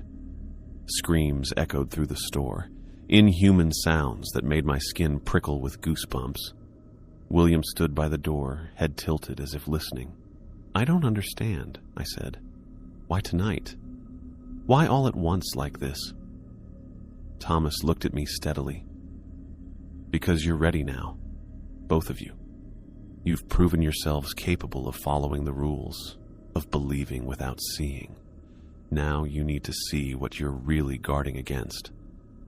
He sat on a folding chair, waving for us to do the same. "You've wondered why this job pays so well," he continued, "why a simple convenience store clerk makes nearly double the going rate. Now you know. You're not clerks, you're guards, protectors, the last line of defense between our world and what lies beyond." Another crash, closer this time. William tensed, his tall form suddenly alert. "They're testing the bathroom door," he said, his voice barely audible. Thomas nodded. "They'll try the supply closet next, then the ceiling tiles. They're getting more creative." "How long will this last?" Ashley asked, clutching her device tightly. "Until dawn," Thomas replied. "The barrier strengthens with sunlight." I thought about Emma and Jacob, sleeping safely at home, about Mrs. Patel next door, watching over them, about all the normal people in Riverdale who had no idea what happened at the stop-and-go every night. "If we fail," I said slowly, "if they break through." "They won't stop at the store," Thomas confirmed. "They'll spread, first Riverdale, then beyond." A terrible ripping sound came from outside the room.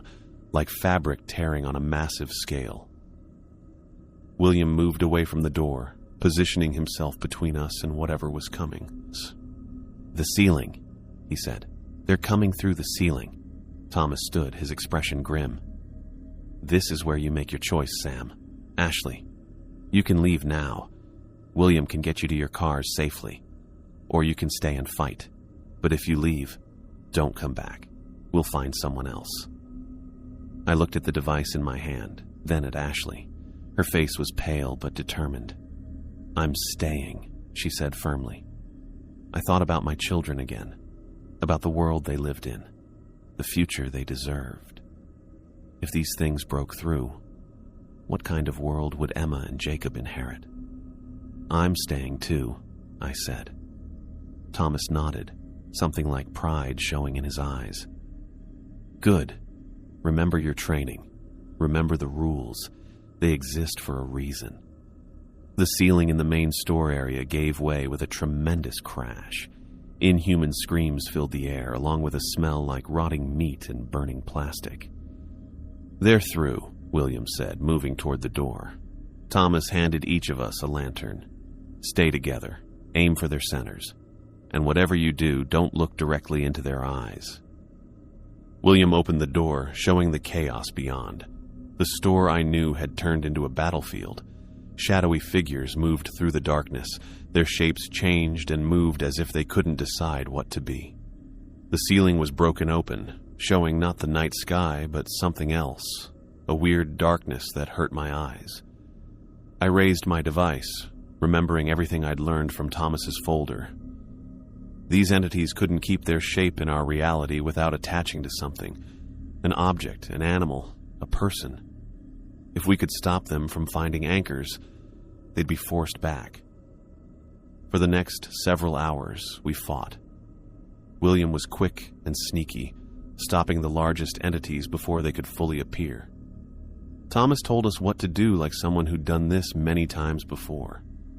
Ashley and I worked together, watching out for each other, using our devices to push back anything that got too close. It was terrifying. It was exhausting. But somehow, we held.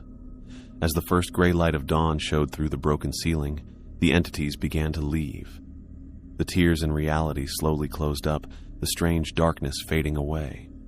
By 6 a.m., it was over. The store was a mess.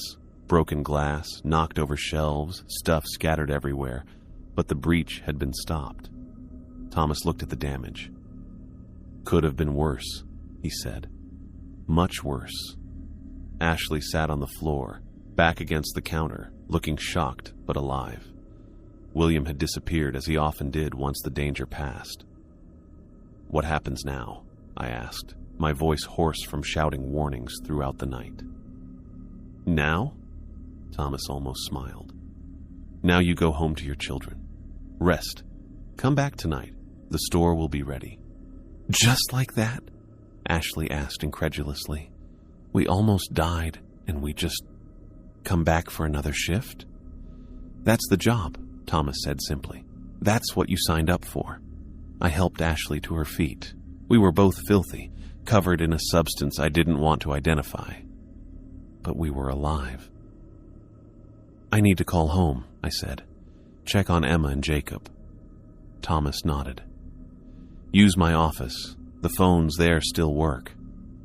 As Ashley and I made our way to the office, picking through the wreckage of the store, I felt something I hadn't expected. Pride. We had faced the worst the other side could throw at us, and we had survived. We had protected not just ourselves, but everyone. I called Mrs. Patel. She told me the children were fine, still sleeping peacefully. They had no idea what their mother had just been through, what she had just fought, and that was exactly how it should be. As I hung up the phone, I looked at Ashley. "You okay?" She nodded slowly. "I think so. It's just a lot to process." "It gets easier," I said, though I wasn't entirely sure that was true. "And it's important. What we do here, it matters." "I know," she said.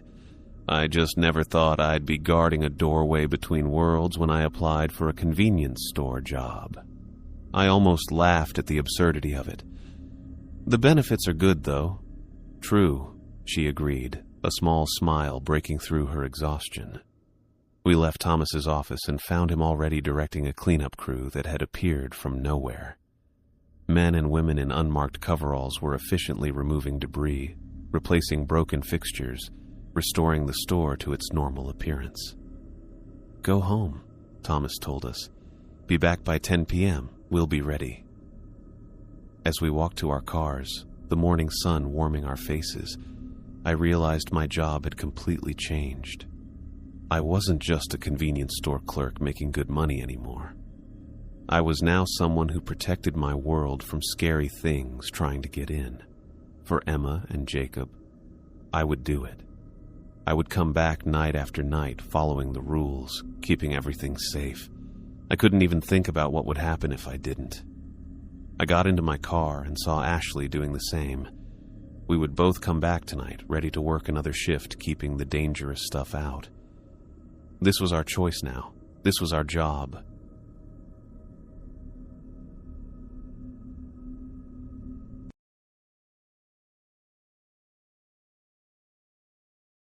The drive to the warehouse took 15 minutes. Compared to the hour-long commute to my previous job, this felt like a vacation. I pulled into the employee parking lot of the large gray building in Newark, New Jersey, 10 minutes early for my first day. The warehouse wasn't much to look at, just a big concrete building with few windows and loading docks along one side, but it was close to my apartment and paid better than my last gig, which was all that mattered right now. I grabbed my lunch from the passenger seat and locked my car, taking a deep breath before walking to the employee entrance. 3 months of unemployment had made me desperate enough to apply anywhere with an opening. When the call came from this place, I jumped at the offer without asking too many questions. The door buzzed when I pressed the intercom, and I stepped into a small reception area where a man waited for me. He looked to be in his late 40s with short salt and pepper hair and a friendly smile that made the corners of his eyes crinkle. "Thomas Wright?" he asked, extending his hand. "I'm Jack Peterson, warehouse manager. Good to have you on board." I shook his hand. "Thanks for the opportunity. And please call me Tom." "Tom it is." Jack nodded. "Let's get your paperwork sorted. Then I'll show you around." We spent the next half hour in his office filling out forms while he explained the basics of the job. Normal stuff about inventory management, shipping procedures, and break schedules. Jack had an easy way of talking that made the information flow naturally. He sometimes ran a hand through his hair when making a point, and his desk was organized but not super neat. "Ready to see the place?" he asked once we finished the paperwork. The tour started with the break room and locker area, then moved to the main warehouse floor. The space was huge, with rows of metal shelving going almost to the ceiling and concrete floors marked with yellow lines showing the walkways. Forklifts buzzed in the distance, and workers moved between the aisles quickly, like they'd done it 1,000,000 times before. "We handle everything from electronics to furniture to seasonal goods," Jack explained as we walked. "Main shipping area is west. Receiving is east, and specialized storage is in the north wing." The warehouse smelled like cardboard and the faint tang of cleaning products. Our footsteps sounded loud as we walked through the aisles, Jack pointing out different sections and procedures. "This will be your primary area," he said, gesturing to a section filled with boxed electronics. "You'll be responsible for inventory accuracy and order fulfillment here." I nodded, trying to take in everything at once.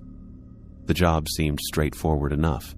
Track inventory, pull orders, sometimes help with loading. Nothing I hadn't done before at other warehouses.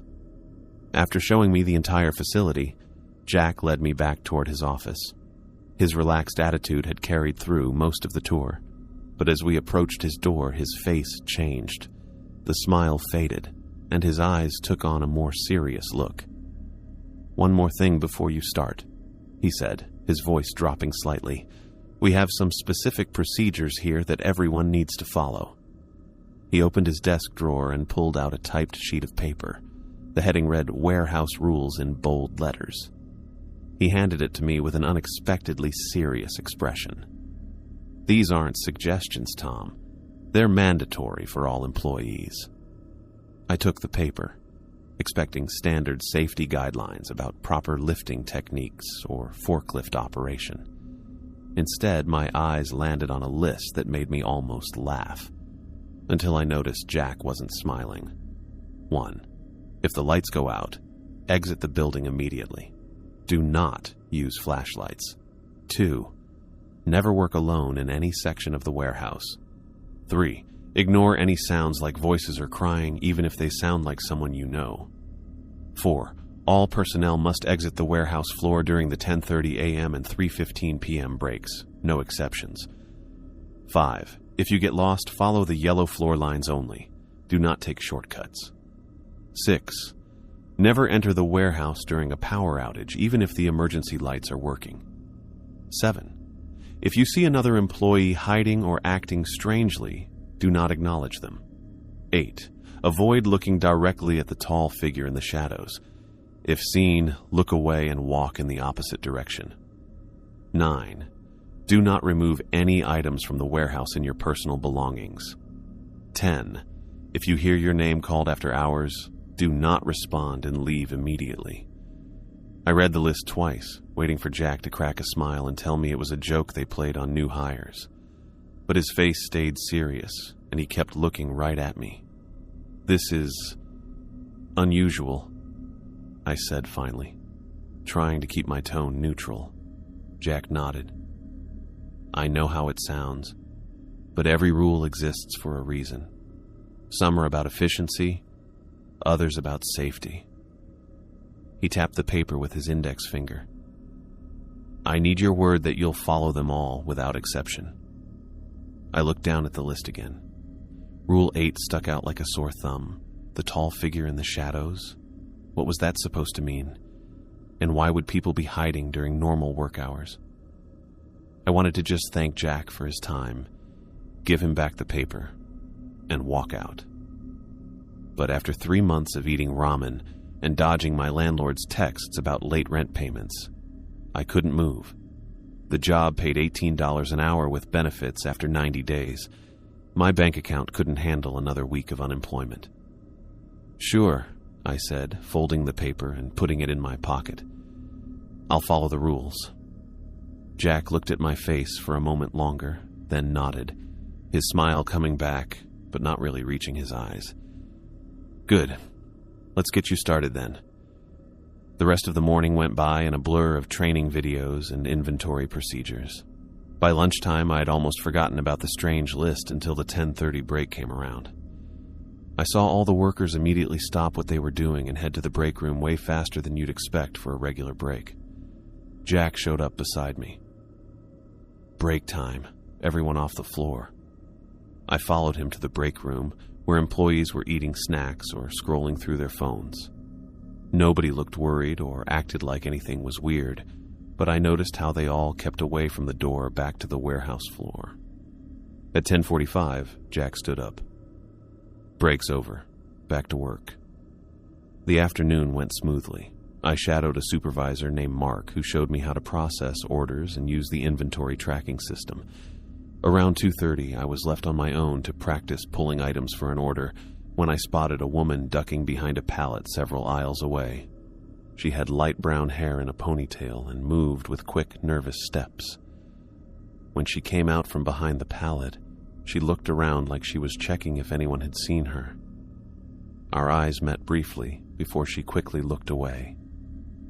Later, I ran into her in the break room during the mandatory 3:15 break. "I'm Tom," I said, sitting across from her with my coffee. "First day." "Emily Turner," she replied quietly, her eyes darting to the door and back. "Been here about 8 months." "How do you like it?" I asked. She shrugged.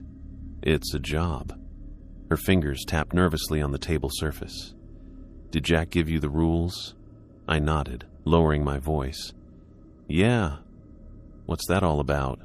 Emily's eyes opened wider, and she looked around to see if anyone could hear us. "Just follow them," she whispered.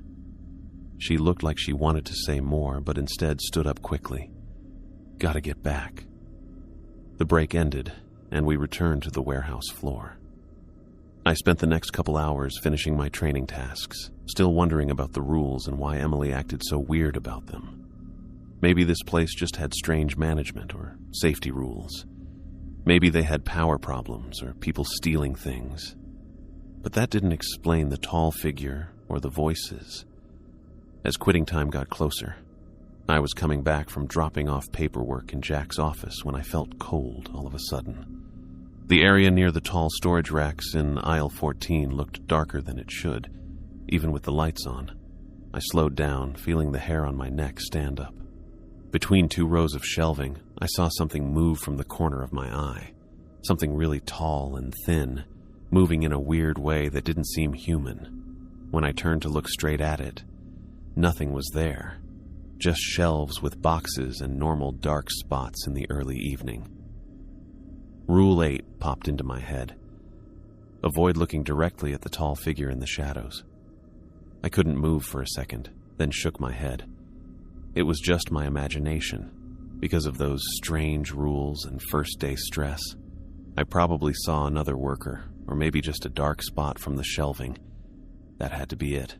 But as I walked to the time clock to punch out, I couldn't shake the feeling that something had been there.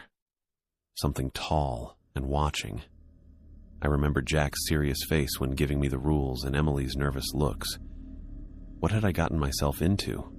I needed this job, but now I wondered what exactly came with it.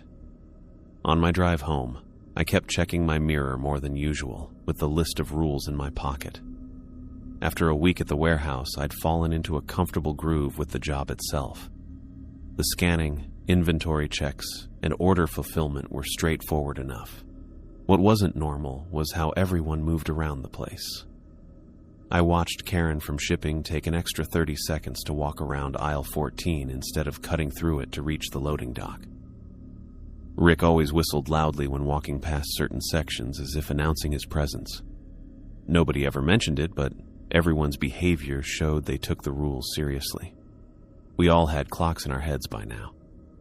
At exactly 10:25 a.m., employees would start wrapping up whatever they were doing, no matter how urgent. By 10:29, the warehouse floor cleared out completely. I'd asked Mark from receiving about it on my third day. "Just how it's done here," he'd said, shrugging as he punched in for his lunch break. "Don't overthink it." I wasn't scheduled for inventory duty until my second week. Jack paired me with Emily for my first check in the East Wing, but she'd called in sick that morning. I wasn't worried. The task seemed simple enough, and the scanner did most of the work. "You're good to handle this on your own?" Jack asked, checking his clipboard. "I can pull someone else if you're not comfortable." "I'll be fine," I said. The job involved scanning barcodes and checking physical counts against the system. Basic stuff. Jack looked up from his clipboard. "Remember rule number 2? I nodded. "Rule 2. Never work alone in any section of the warehouse." I thought that meant after hours. "It applies all the time," Jack said. "Tell you what, I'll have Luis working in the next section over. If you need anything, just call out." I went to the East Wing with my scanner. Luis gave me a nod as he started working on pallets, one aisle over. The East Wing had all the seasonal stuff, full of Halloween decorations and early Christmas stock. Cardboard skeletons smiled from boxes, looking less creepy than those rules taped to the break room wall. The work went smoothly for about an hour. I counted plastic pumpkins and checked their location tags, sometimes making small fixes in the system. Luis whistled without any tune from the next aisle, which felt kind of nice in the big empty space.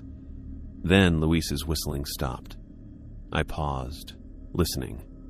The warehouse sounded different during the day. Forklifts beeping, the noise of the ventilation system, occasional announcements over the PA. But now it felt too quiet. The lights blinked. They dimmed for maybe 3 seconds. Not going out completely, but enough to freak me out. Rule 1 popped into my mind. If the lights go out, exit the building immediately. Do not use flashlights. I put down my scanner and took a step toward the main aisle. The light steadied, but I was still on edge. I remembered seeing that weird shadow on my first day. The tall figure in the shadows. "Luis," I called out. I stepped into the main aisle, looking toward where Luis had been working. His scanner sat on a box, but he wasn't anywhere I could see. I noticed something move. Through a gap in the shelving, I spotted Emily crouched behind a stack of pallets across the aisle. Her face was pale, eyes wide with fear. She held a finger to her lips, shaking her head slightly. I remembered Rule 7. If you see another employee hiding or acting strangely, do not acknowledge them. I looked away, pretending I hadn't seen her. I felt really nervous as I picked up my scanner and continued working, trying to act normal. But questions kept popping into my head. What was Emily doing here when she'd called in sick? What was she hiding from? The lights went back to normal, and the warehouse sounds slowly returned to their usual noise. Luis's whistling started up again, as if he'd never stopped. I didn't ask where he'd gone when I ran into him 10 minutes later. "Almost done here," he said cheerfully. "You good?" "Yeah," I replied, keeping my voice steady. "Just finishing up." After lunch, I was assigned to help with restocking in aisles 10 through 15. The work was boring enough that my thoughts kept going back to Emily hiding behind those pallets. Had she seen something? Or was she hiding from something? I pushed my cart into aisle 12, checking my inventory list for the next items. The air suddenly got really cold, making me look up. It felt 20 degrees colder than just a moment before, like I'd walked into a freezer. My breath clouded in front of my face. At the far end of the aisle stood a figure. I couldn't understand what I was seeing. It was tall, much taller than any person should be, 7, maybe 8 feet high, and it looked all stretched out. The figure was thin, way too thin to be human and completely still. I couldn't see any clear features, just a dark shape against the bright lights. But I knew it was looking at me. I could feel it watching me. Rule 8. Avoid looking directly at the tall figure in the shadows. If seen, look away and walk in the opposite direction. I dropped my gaze to the floor and turned around, walking quickly back the way I'd come. Sweat ran down my back in the cold air. My legs felt shaky, but I forced myself to walk normally, not run. Running seemed like it would be worse somehow. I didn't look back. Not once. Not even when I heard what sounded like something moving across the concrete floor behind me. For the rest of the afternoon, I stayed in the well-lit main areas where other employees worked. Nobody mentioned the cold spot in aisle 12, and I didn't bring it up. When the 3:15 break came, I was one of the first people in the break room. Emily sat alone at a corner table. She was scrolling through her phone and eating an apple. She gave me a small nod when I walked in, but didn't invite conversation. I got coffee from the machine and sat at an empty table, trying to figure out what had happened. The figure in aisle 12 couldn't have been human. No costume could make someone look like that. And the cold. That weird cold that came out of nowhere. Jack came into the break room and poured himself coffee.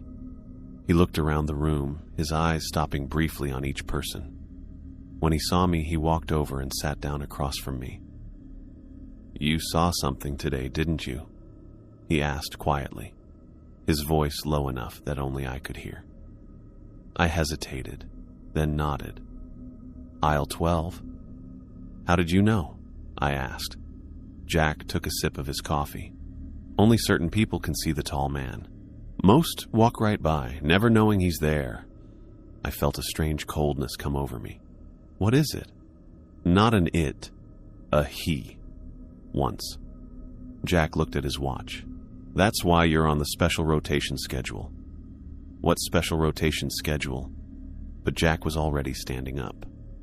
"Break's over in 2 minutes. We'll talk more later." He walked away before I could ask more questions, leaving me confused and worried. The idea that most people couldn't see what I'd seen should have been comforting, but it wasn't. It made me feel alone, singled out somehow. The rest of the day was pretty normal. I kept expecting to turn a corner and see the tall figure again, but there was nothing weird, just regular warehouse work, regular co-workers. But now I noticed how some employees moved differently than others, more cautiously, more aware. Like me, I thought. I was becoming one of them. As I drove home, I thought about what Jack had said. Only certain people could see the tall man. Why me? And what was this special rotation he'd mentioned? I checked my rearview mirror more times than necessary all the way home, half expecting to see a too-tall shadow in the back seat. I spent Saturday morning in my apartment, bent over my laptop with a cold cup of coffee next to me. What I'd seen at the warehouse, that super tall shape in aisle 12 and Emily hiding in terror, kept stuck in my head. After 2 bad nights of sleep, I decided to look into it more. The search bar waited for me to type something. I typed, Newark Warehouse, Unusual Occurrences. Nothing useful came up, just news about regular accidents and union disputes at various industrial sites. I tried different combinations. Strange Rules, Warehouse, New Jersey, Tall Figures, Newark Storage Facility, Haunted Warehouses. Each search led to dead ends or ghost hunting websites with no real information. Then I tried something more specific. Newark Warehouse Building History. This gave better results. I found records showing the building had been built in 1978, pretty new compared to other industrial buildings in the area. But what caught my attention was its location. The records showed the warehouse was built on land where Eastwood Mental Institution used to be, which had run from 1924 until 1976. I clicked on a link to an old newspaper article with a grainy black and white photo of a harsh-looking brick building with barred windows. The headline read, Tragedy at Eastwood. 37 dead in asylum fire.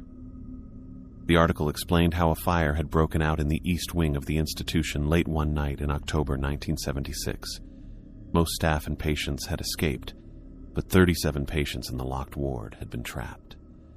By the time firefighters got inside, it was too late. I read through several more articles about the fire. Some mentioned rumors of neglect and questionable treatment practices at Eastwood. One report from 1977 suggested that experimental therapies had been done in the basement levels, though officials denied these claims. After the fire, the remaining building had been torn down, and the land sat empty for nearly 2 years before being sold to a development company that built the warehouse. My search then took another turn when I typed Newark Warehouse Employee Disappearances. The results made my stomach drop. Over the past 40 years, there had been at least 6 cases of employees who had simply vanished. Police reports labeled most as people who left by choice, people who had quit without notice or moved away suddenly. But family members often disagreed with these conclusions, insisting their loved ones would never leave their lives without explanation. I found a local news article from 2011 about a woman named Maria Vasquez who had worked at the warehouse for 3 months before disappearing. Her car was found in the employee parking lot, but she was never located. The case remained unsolved. Another article from 2004 mentioned an employee named Derek Chen who had quit suddenly after working the night shift.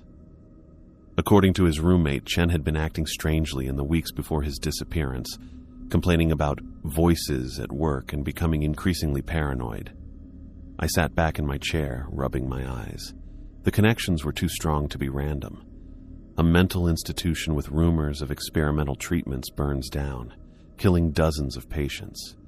Years later, a warehouse built on the same site has strange rules about voices, figures in shadows, and employees who vanish without explanation. I closed my laptop and got ready for bed, but sleep was rough, filled with dreams of tall shadows moving through endless aisles. Monday morning arrived with gray skies and a steady drizzle that matched my mood. I walked into the warehouse with new awareness, noticing how employees naturally avoided certain areas. The normal buzz of a workplace, the small talk, the complaints about Monday, the coffee runs, existed alongside unspoken boundaries that everyone followed. During lunch, I spotted Emily sitting alone in the corner of the break room. She looked tired, dark circles under her eyes making her face look worn out. I grabbed my sandwich and walked over. "Mind if I join you?" I asked. She glanced up, hesitated, then nodded. "Free country." I sat across from her, unwrapping my sandwich slowly. "Been here long?" 8 months, she replied automatically, the same answer she'd given when we first met. "Do you like it?" I asked, keeping my tone casual. "It pays the bills." She took a small bite of her salad. I lowered my voice. "Emily, I need to ask you something. About the rules." Her fork stopped halfway to her mouth. She set it down carefully. "What about them?" "I did some research this weekend. About this place. About people who've worked here and disappeared." Emily's eyes darted around the room, checking who might be listening. Most employees were engaged in their own conversations or looking at their phones. "Not here," she whispered. "Meet me by the loading dock at the end of lunch." We finished eating in silence. When the lunch period ended, I headed to the loading dock. Emily was already there, standing in a corner away from the other workers who were returning from break. "You shouldn't be asking questions," she said when I approached. "Not if you want to keep working here." "I've seen things, Emily. The tall figure in aisle 12. I saw you hiding the other day when you called in sick. What's going on here?" She crossed her arms tightly across her chest. "Look, we all see different things. That's how it works. What I see might not be what you see. But the rules, they're about whatever's in this building, aren't they? The voices, the figures." Emily looked down for a bit, then back at me. "People who break the rules don't last long here. I've seen it happen." "Like who?" "Carlos," she said quietly. "He worked in shipping for about a year. One night, he was finishing up some paperwork after hours. He heard someone call his name from the storage area. Rule 10, I said. If you hear your name called after hours, do not respond and leave immediately." Emily nodded. He answered, went to check who was calling him. The next morning, they found his ID badge by the loading dock. Nothing else. That gave me the creeps. What happened to him? Nobody knows. The official story was that he quit without notice. But his car was still in the parking lot for 3 days before someone drove it away. She swallowed hard. Then there was Diane. She used the restroom during the 10:30 break. What happened? She never came out. When security checked, the bathroom was empty, but her purse was still on the sink counter. I thought about Rule 4. All personnel must exit the warehouse floor during the 10:30 a.m. and 3:15 p.m. breaks. No exceptions. Why those specific times? I asked. Emily shook her head. I don't know, but I've worked here long enough to know the rules keep us alive. She checked her watch. Break's over. We should get back. As we walked back to our stations, Emily grabbed my arm. Listen, Tom, whatever you found out this weekend, whatever you're thinking about doing, be careful. This place... She trailed off, then added, just follow the rules. The afternoon shift dragged on. I kept thinking about what Emily had told me, connecting it with my weekend research. The patients who had died in the fire at Eastwood, the experimental treatments, the voices and figures in the warehouse. Around 2:30, I was assigned to inventory a section in the north wing that hardly anyone ever visited. The shelves here had specialty items that weren't ordered often, custom equipment parts and discontinued products. Dust had settled on many of the boxes, suggesting they hadn't been moved in months. As I looked over items in the back corner, I noticed something odd about the wall. A section of it didn't quite match the surrounding concrete. The color was slightly different, and there was a thin seam running around what looked like it could be a door. I glanced around to make sure no one was watching, then pressed against different spots on the wall. Nothing happened. Then I noticed a small metal plate at floor level that looked like an electrical outlet cover. When I pushed it, I heard a soft click, and a section of the wall swung inward slightly. My pulse racing, I pulled the hidden door open wider and looked inside. It was a small office, maybe 10 by 12 feet, with no windows. The air smelled musty and unused. A metal desk sat against one wall, filing cabinets against another. A single bulb hung from the ceiling, connected to a pull chain. I stepped inside and pulled the chain. Yellow light filled the room, showing dust covering everything. This place hadn't been used in years. The filing cabinets contained personnel records dating back to the early 1980s. I flipped through them quickly, noting names and dates. Many files had red stamps marking employees as terminated or resigned. A few had different notations, transferred or simply missing. On the desk was a leather-bound book. I opened it carefully and found a handwritten journal. The name Raymond Cooper, Security, 1985 to 1992, was written on the inside cover. I started reading entries at random. March 15, 1986, second incident in the East Wing. Management insists we stick to the official explanation, gas leak, but we all know better. Added Rule 15 to the personal list. Never remain in one place for more than 30 minutes during the night shift.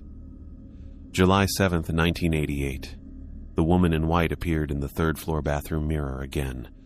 Johnson saw her this time. He quit the next day. Rule 19. Never look directly into bathroom mirrors after 6 p.m.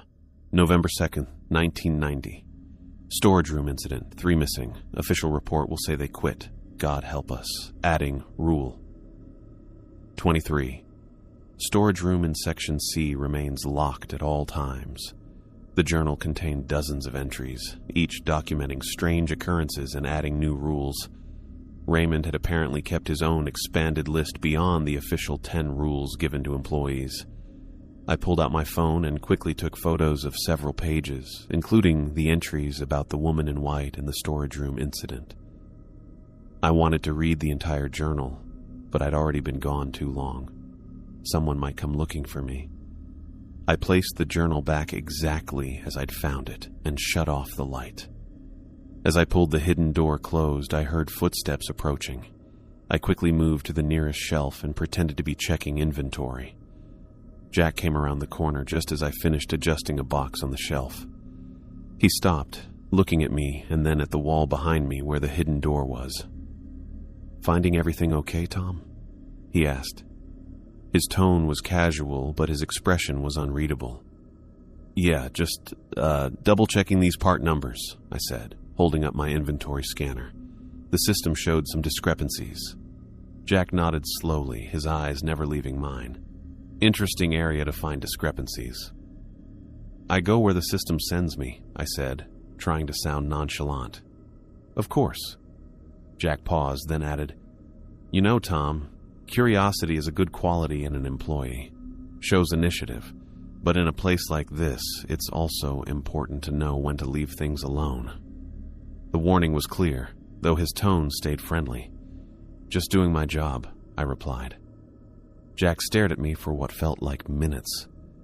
"Well, if you need any clarification about your duties, my door is always open." As he turned to leave, he added, "By the way, the 3:15 break is in 10 minutes. Don't lose track of time back here." I watched him walk away. He knew. Somehow he knew I'd found the hidden office. But rather than getting angry, he'd almost seemed expectant, like he'd been waiting for me to discover it. I looked back at the wall, hiding the secret door. I couldn't stop thinking about Raymond Cooper's journal entries, Emily's stories, and everything I'd researched. This warehouse had something weird going on beyond just strange rules and tall figures in dark corners, and Jack Peterson was in on it. The alarm for the 3:15 break went off, and I headed for the break room, my phone feeling heavy in my pocket with all the photos I'd taken. I needed to read those journal entries more carefully. I needed to understand what I'd gotten myself into. I spent Monday night poring over the photos I'd taken of Raymond Cooper's journal. Each entry described something worse than the last. Cooper had documented not just strange occurrences, but actual deaths. Employees who'd broken rules and never been seen again. The official stories always claimed they'd quit, moved away, or simply stopped showing up, but Cooper knew better. He'd seen what happened to them. One entry from August 1989 stuck with me. The break times were established after the Peterson incident. The entities become more active at these hours, as if feeding on the energy of the building. All personnel must exit the floor during these periods. I barely slept. Every time I closed my eyes, I pictured the tall figure from aisle 12. According to Cooper's journal, there wasn't just one of them. There were many, each trapped in its own section of the warehouse. And they weren't alone. Other things lurked in the shadows, things that whispered names and copied voices they'd heard before. Tuesday morning arrived with gray skies and a steady rain. I pulled into the parking lot 15 minutes early, hoping to talk to Emily before my shift started. But as I approached the employee entrance, I saw Jack standing there with a young guy I didn't recognize. The new employee was tall and lanky with sandy blonde hair, probably mid-20s. He looked way too relaxed, like someone who still thought this was just a normal job. "Tom, good timing," Jack said when he spotted me. "This is Michael Bailey. He's starting today. Michael, this is Tom Wright. He's been with us for about 2 weeks now." "Hey, what's up?" Michael extended his hand with an easy smile. I shook it, noticing how relaxed he seemed. I'd probably looked the same on my first day, before I knew what was really happening in this place. "Mike's fine," he added. "No one calls me Michael except my mom when she's mad." "Nice to meet you," I said. "You're starting in inventory?" "Shipping department," Jack answered. "I thought you could show him around after orientation. Since you're still relatively new yourself, the tour route should be fresh in your mind." I nodded, not particularly wanting the responsibility but not seeing a way to refuse. "Perfect," Jack said. "Let's get the paperwork started then. Tom, we'll meet you in the break room in about 30 minutes. As they walked toward Jack's office, I went to my locker to put away my lunch. Emily was already there, arranging items in her locker. "New guy starting today," I said quietly. Emily glanced toward the hallway where Jack and Michael had disappeared. "Hope he's a rule follower.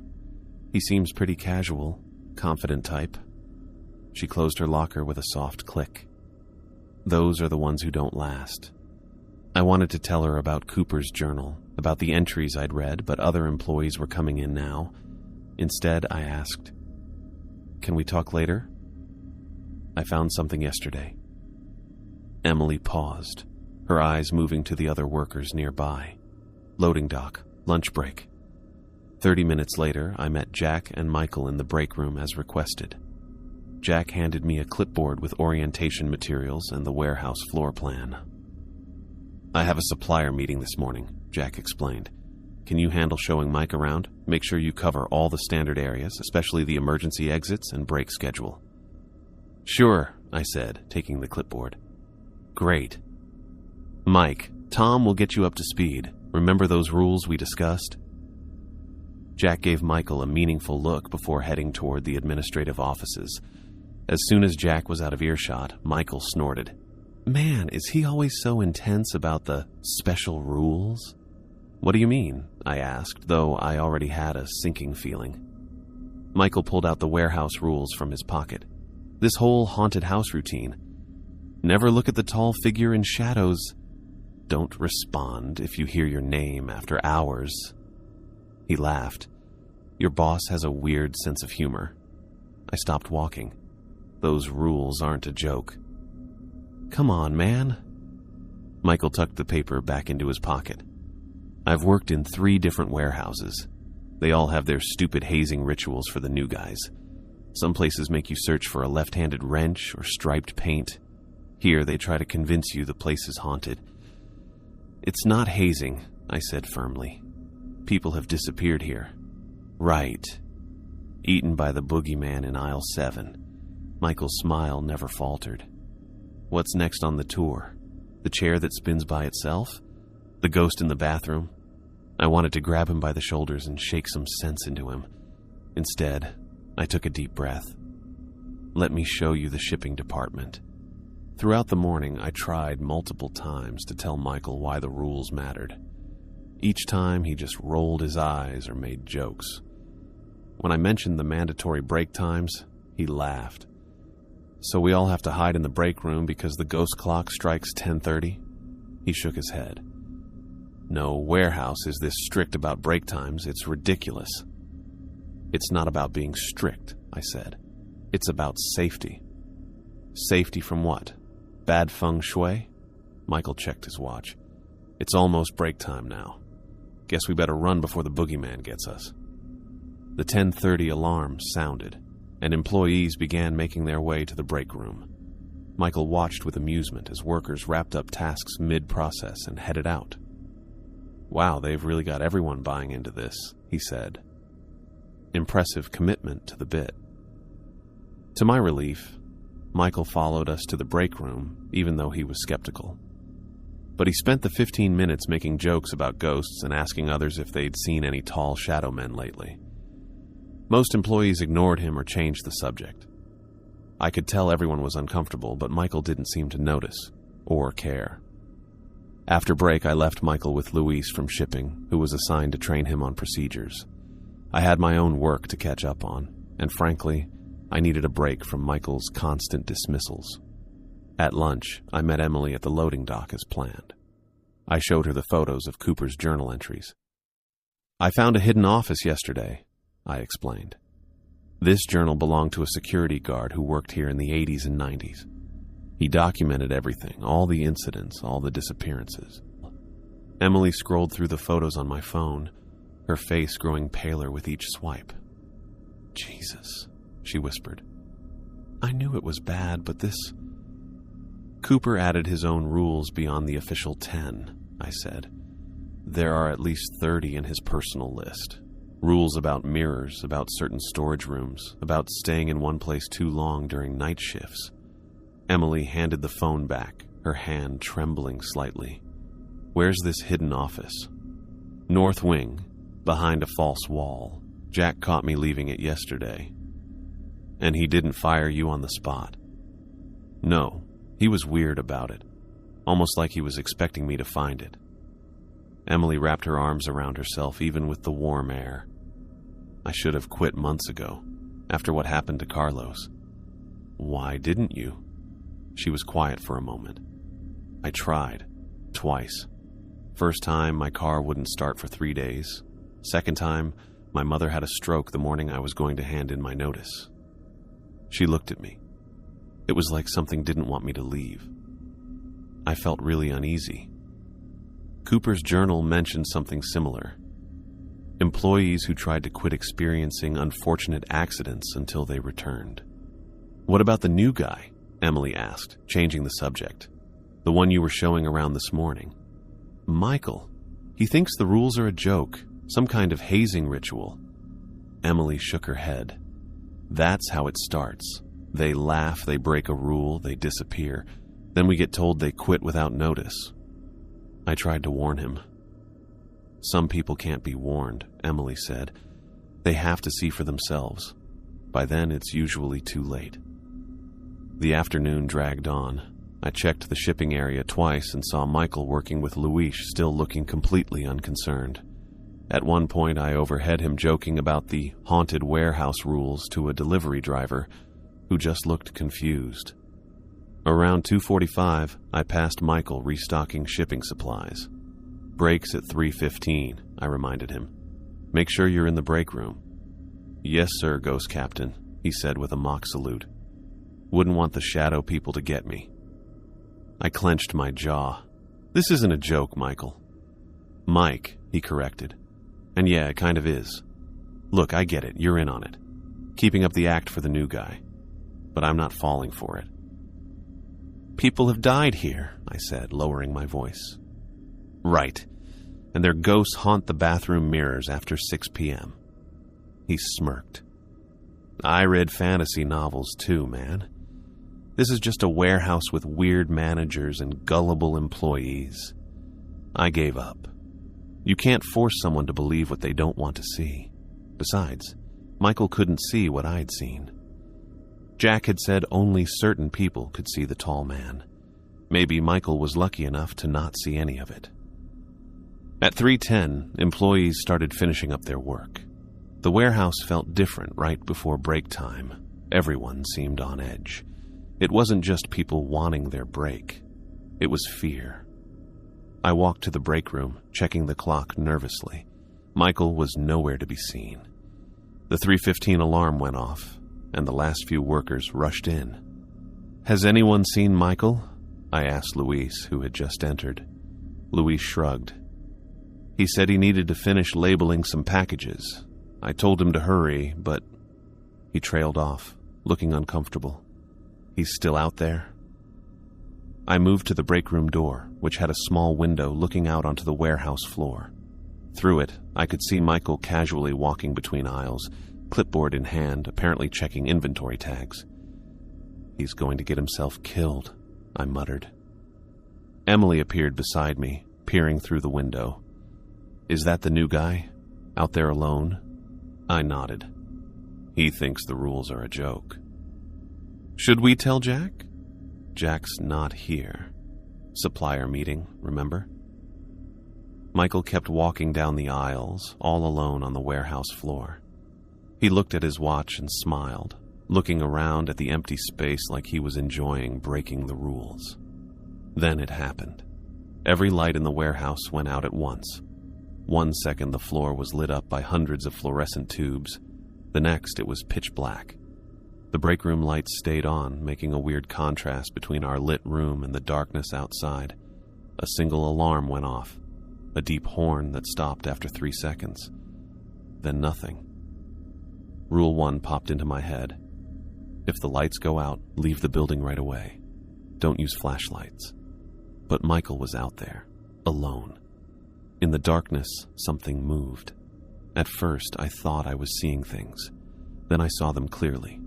Darker spots in the blackness, moving in a strange way. Not just one tall shape, but many. They came from different parts of the warehouse, sliding instead of walking. Michael just stood there, holding his clipboard against his chest. From the break room, I could see his face change from confused to scared as he spotted the moving shadows. "What the fuck?" I heard him say, his voice carrying in the silence. The shadows circled him, getting taller and clearer. There were at least 5 of them, each about 7 or 8 feet tall, with arms and legs that looked too long and skinny. They didn't have actual faces, just darker spots where eyes and mouths should have been. "Hello," Michael called out, his voice higher now. "Is this part of the joke? Because it's not funny."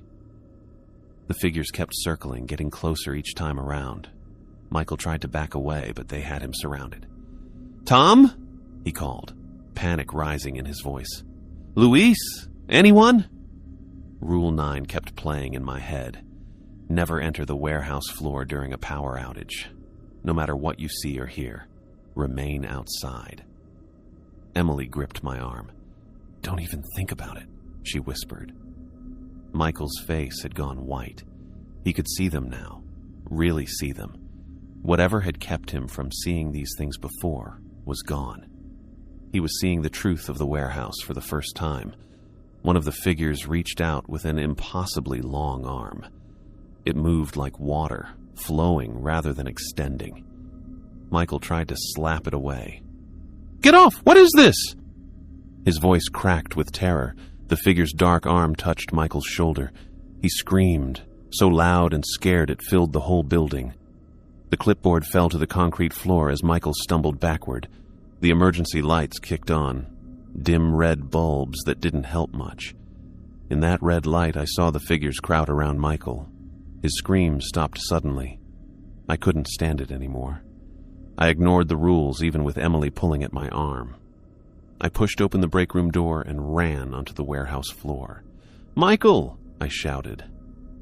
The emergency lights blinked, and the warehouse went dark for several seconds. When they came back on, the tall figures were gone. So was Michael. All that was left was his clipboard on the concrete floor. Jack called an emergency meeting 30 minutes later. By then, the main lights had been fixed, and a maintenance team had shown up to fix the circuit breaker issue. But everyone knew it wasn't just an electrical problem. We all met in the conference room, the entire day shift standing in awkward silence. Jack came in last, his face blank. "I'm sure you're all aware of the incident this afternoon," he began, his voice calm and professional. "I want to assure everyone that the power failure has been addressed, and there's no cause for concern." No one spoke. No one looked at each other. "As for Michael Bailey," Jack continued, "he has decided the position wasn't suitable for him and will not be returning." Jack looked at me from across the room. Our eyes locked. The message was clear. This is what happens when the rules are broken. "We'll continue operations as normal tomorrow," Jack concluded. "Remember, your safety is our primary concern. That's why we have guidelines in place." The meeting ended, and everyone walked out quietly. No one mentioned Michael's scream or how he'd disappeared. It was like they'd already accepted the official story and forgotten what really happened. I stayed back, waiting until I was alone with Jack. "He didn't quit," I said flatly. Jack straightened a stack of papers on the conference table. "Tom, I understand this is difficult to process, but the rules exist for a reason. He was taken by those things. I saw it happen." "What you saw," Jack said carefully, "was a new employee who chose not to follow clearly stated protocols. The consequences of that choice are unfortunate, but not unexpected." "And now what? We just pretend he never existed? File a report saying he quit?" Jack looked at me. His face softened a bit. "What would you have me do? Tell everyone the truth? That things we can't understand took one of their coworkers because he broke a rule? That these beings have been here for decades, taking people who don't respect the boundaries?" I had no answer. "Go home, Tom," Jack said. "Get some rest. Tomorrow will be a normal day just like always." On my way out, I took a detour past where Michael had been standing. The clipboard had been removed, but in the harsh fluorescent light, I noticed something else. A small, dark stain on the concrete floor. I crouched down for a closer look. Blood. Not much, just a few drops. But enough to confirm that whatever had happened to Michael wasn't as simple as quitting his job. As I stood up, I caught Jack watching me from the end of the aisle. He didn't say anything. He didn't need to. We both knew what had happened to Michael Bailey, and we both knew the rules would continue to be enforced, not by management, but by whatever controlled this warehouse. After what happened to Michael, I couldn't just go back to normal. I kept seeing his face in that moment when he finally understood, when the truth about the warehouse revealed itself to him just before he vanished. The official story was that he'd quit, but I knew better. We all did, even if no one talked about it. I needed answers, not more mysteries. The next morning I called in sick. Jack seemed to accept my excuse without question, though something in his tone suggested he knew I wasn't actually ill. I spent the day going through Raymond Cooper's journal photos again, looking for anything I might have missed. One name kept showing up in Cooper's later entries: Sarah Mitchell. According to the journal, she had been a logistics coordinator from 1989 to 1991. Cooper wrote about her as one of the few employees who understood what we're really dealing with. More importantly, she had survived. Cooper's final entry mentioned that she had quit after the incident in the East Wing and actually managed to leave, one of the rare employees who got away from the warehouse. If she was still alive, I needed to find her. It took most of the day, but putting together Cooper's details with social media searches and public records finally gave me something useful. A Sarah Mitchell of the right age lived in Hoboken, only about 20 minutes from the warehouse. The property records lined up with the timeline. She'd bought a small house there in 1992, a year after leaving her job. I thought about calling first, but decided against it. This wasn't a conversation to have over the phone, and I worried she might hang up if I mentioned the warehouse. Instead, I drove to Hoboken after dinner, finding her address in a quiet neighborhood of modest homes. The house was small but well kept, with neatly trimmed hedges and potted plants on the porch. I sat in my car for several minutes, practicing what to say. How do you introduce yourself to someone you've never met and ask them about supernatural entities at your workplace? Finally, I walked up to the door and rang the bell. After a long pause, I heard movement inside. The door opened a few inches, held by a security chain. A woman with graying hair cut in a bob looked out at me. "Yes, can I help you?" Her voice was cautious, guarded. "Ms. Mitchell? Sarah Mitchell?" I asked. "Who's asking?"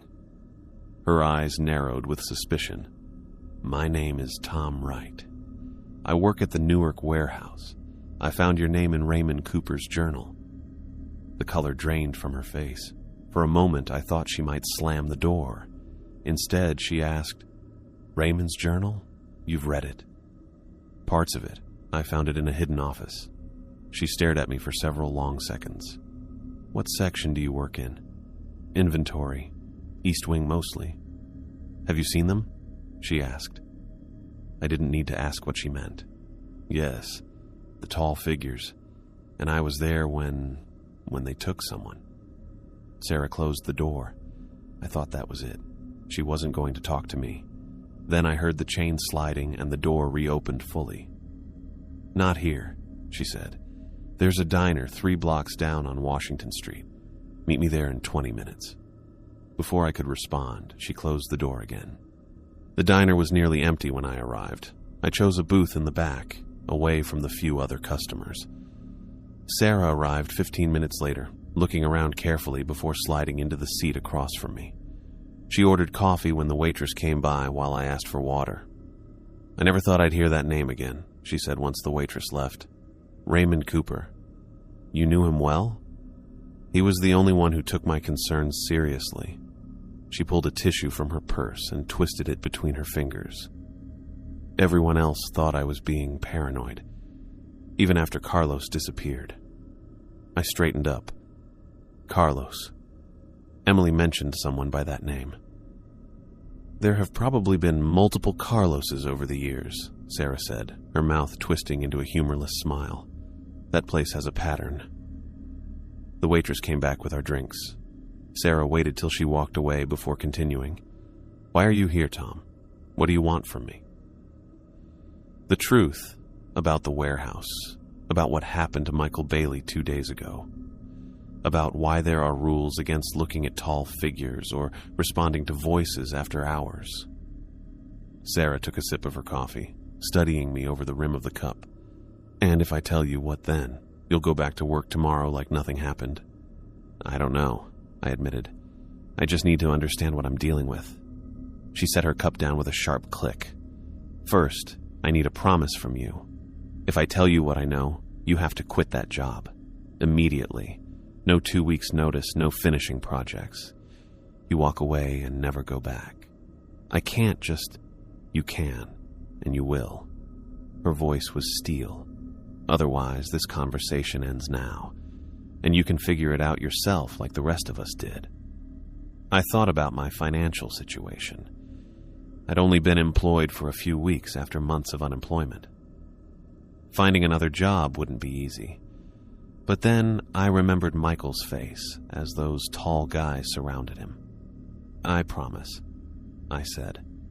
Sarah studied me for a moment longer, then nodded. "The warehouse wasn't always a warehouse. You know that much, right? It was built on the site of Eastwood Mental Institution after it burned down in 1976. "Did you know what they did at Eastwood?" she asked. I shook my head. "Officially, it was a standard psychiatric hospital, but the basement levels housed something else entirely. The directors called it experimental therapy. The staff called it the program. Patients who didn't respond to conventional treatments were sent downstairs." "What kind of experiments?" Sarah wrapped both hands around her coffee cup. "They started with sensory deprivation, then hypnotic regression. Eventually, they moved on to electromagnetic stimulation of the brain, experimental drugs, even induced comas. They believed they could access parts of the human mind that normal treatments couldn't reach. That sounds like torture, not therapy, I said. It was, and it changed the patients, but not in the ways the doctors expected. Sarah lowered her voice. Have you ever heard of thought forms? Entities created by concentrated belief or emotion? Like imaginary friends? More like manifestations. The experiments opened doorways in the patients' minds. Things came through. Or maybe the patient's consciousness went elsewhere and brought something back. No one knows for sure. But suddenly the patients who underwent these treatments started exhibiting abilities. They could move objects without touching them. They knew things they couldn't possibly know. Some could cause physical effects in others, pain, hallucinations, even physical wounds. I thought of the tall figures I'd seen, the weird way they moved. The tall figures in the shadows. Sarah nodded.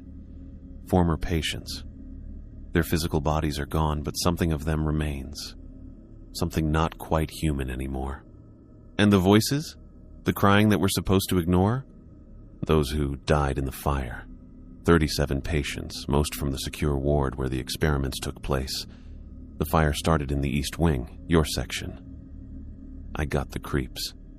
So when the warehouse was built, they built it right on top of the old foundation. They didn't even clear all the debris, just poured concrete over the ruins and started fresh. Sarah leaned forward. But the entities didn't go away. They were bound to that site, to the memory of what happened to them. When construction crews reported strange occurrences, the owners brought in specialists. What kind of specialists? Various kinds. Some with scientific backgrounds, others more esoteric. They determined that moving the entities was impossible. The only option was containment.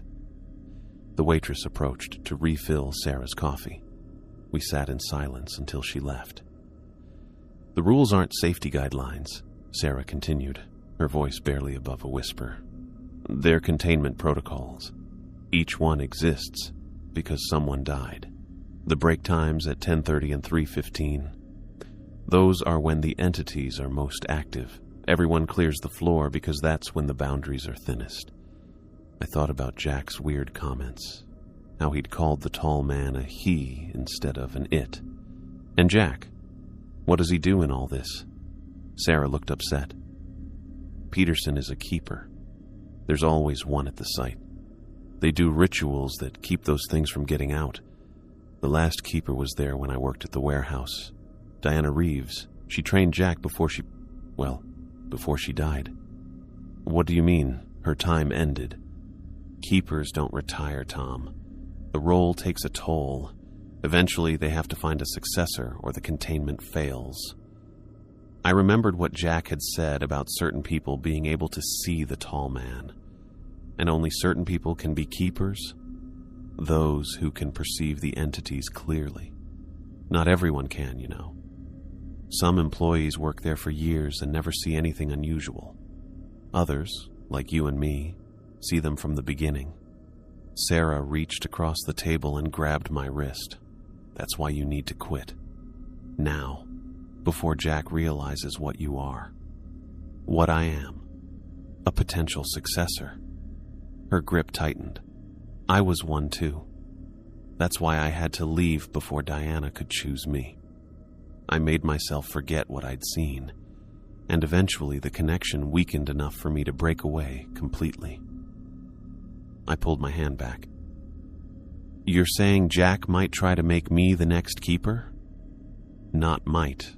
Will, if he hasn't already started grooming you for it. Sarah's eyes held mine. The entities are always testing the boundaries, looking for ways out. If they escaped that building, what would happen? I don't know exactly, and I don't want to find out. But based on what I saw during containment breaches, it wouldn't be limited to the warehouse. These things can affect minds, manipulate perceptions, cause physical harm. Imagine that loose in a city. I tried to process everything she'd told me. Mental patients subjected to experimental treatments. Entities from beyond normal reality. A warehouse built as a prison for them, rules written in blood. It sounded insane, but after what I'd seen, I couldn't dismiss it.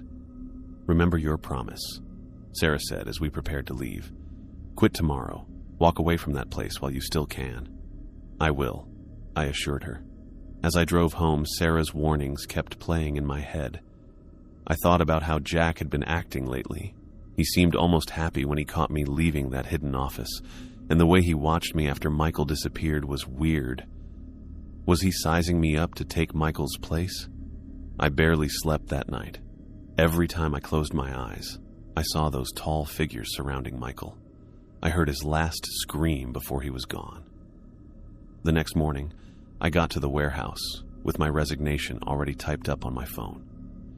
I was going to tell Jack to his face, give back my key card, and just walk out. But Jack wasn't in his office. The receptionist said he'd come in early, but nobody had seen him for about an hour. I just went through the motions with my morning work, checking the time and waiting for a chance to find Jack and quit. The warehouse felt different now that I knew what it really was. Not just a building, but a place that kept things locked up that shouldn't exist in our world.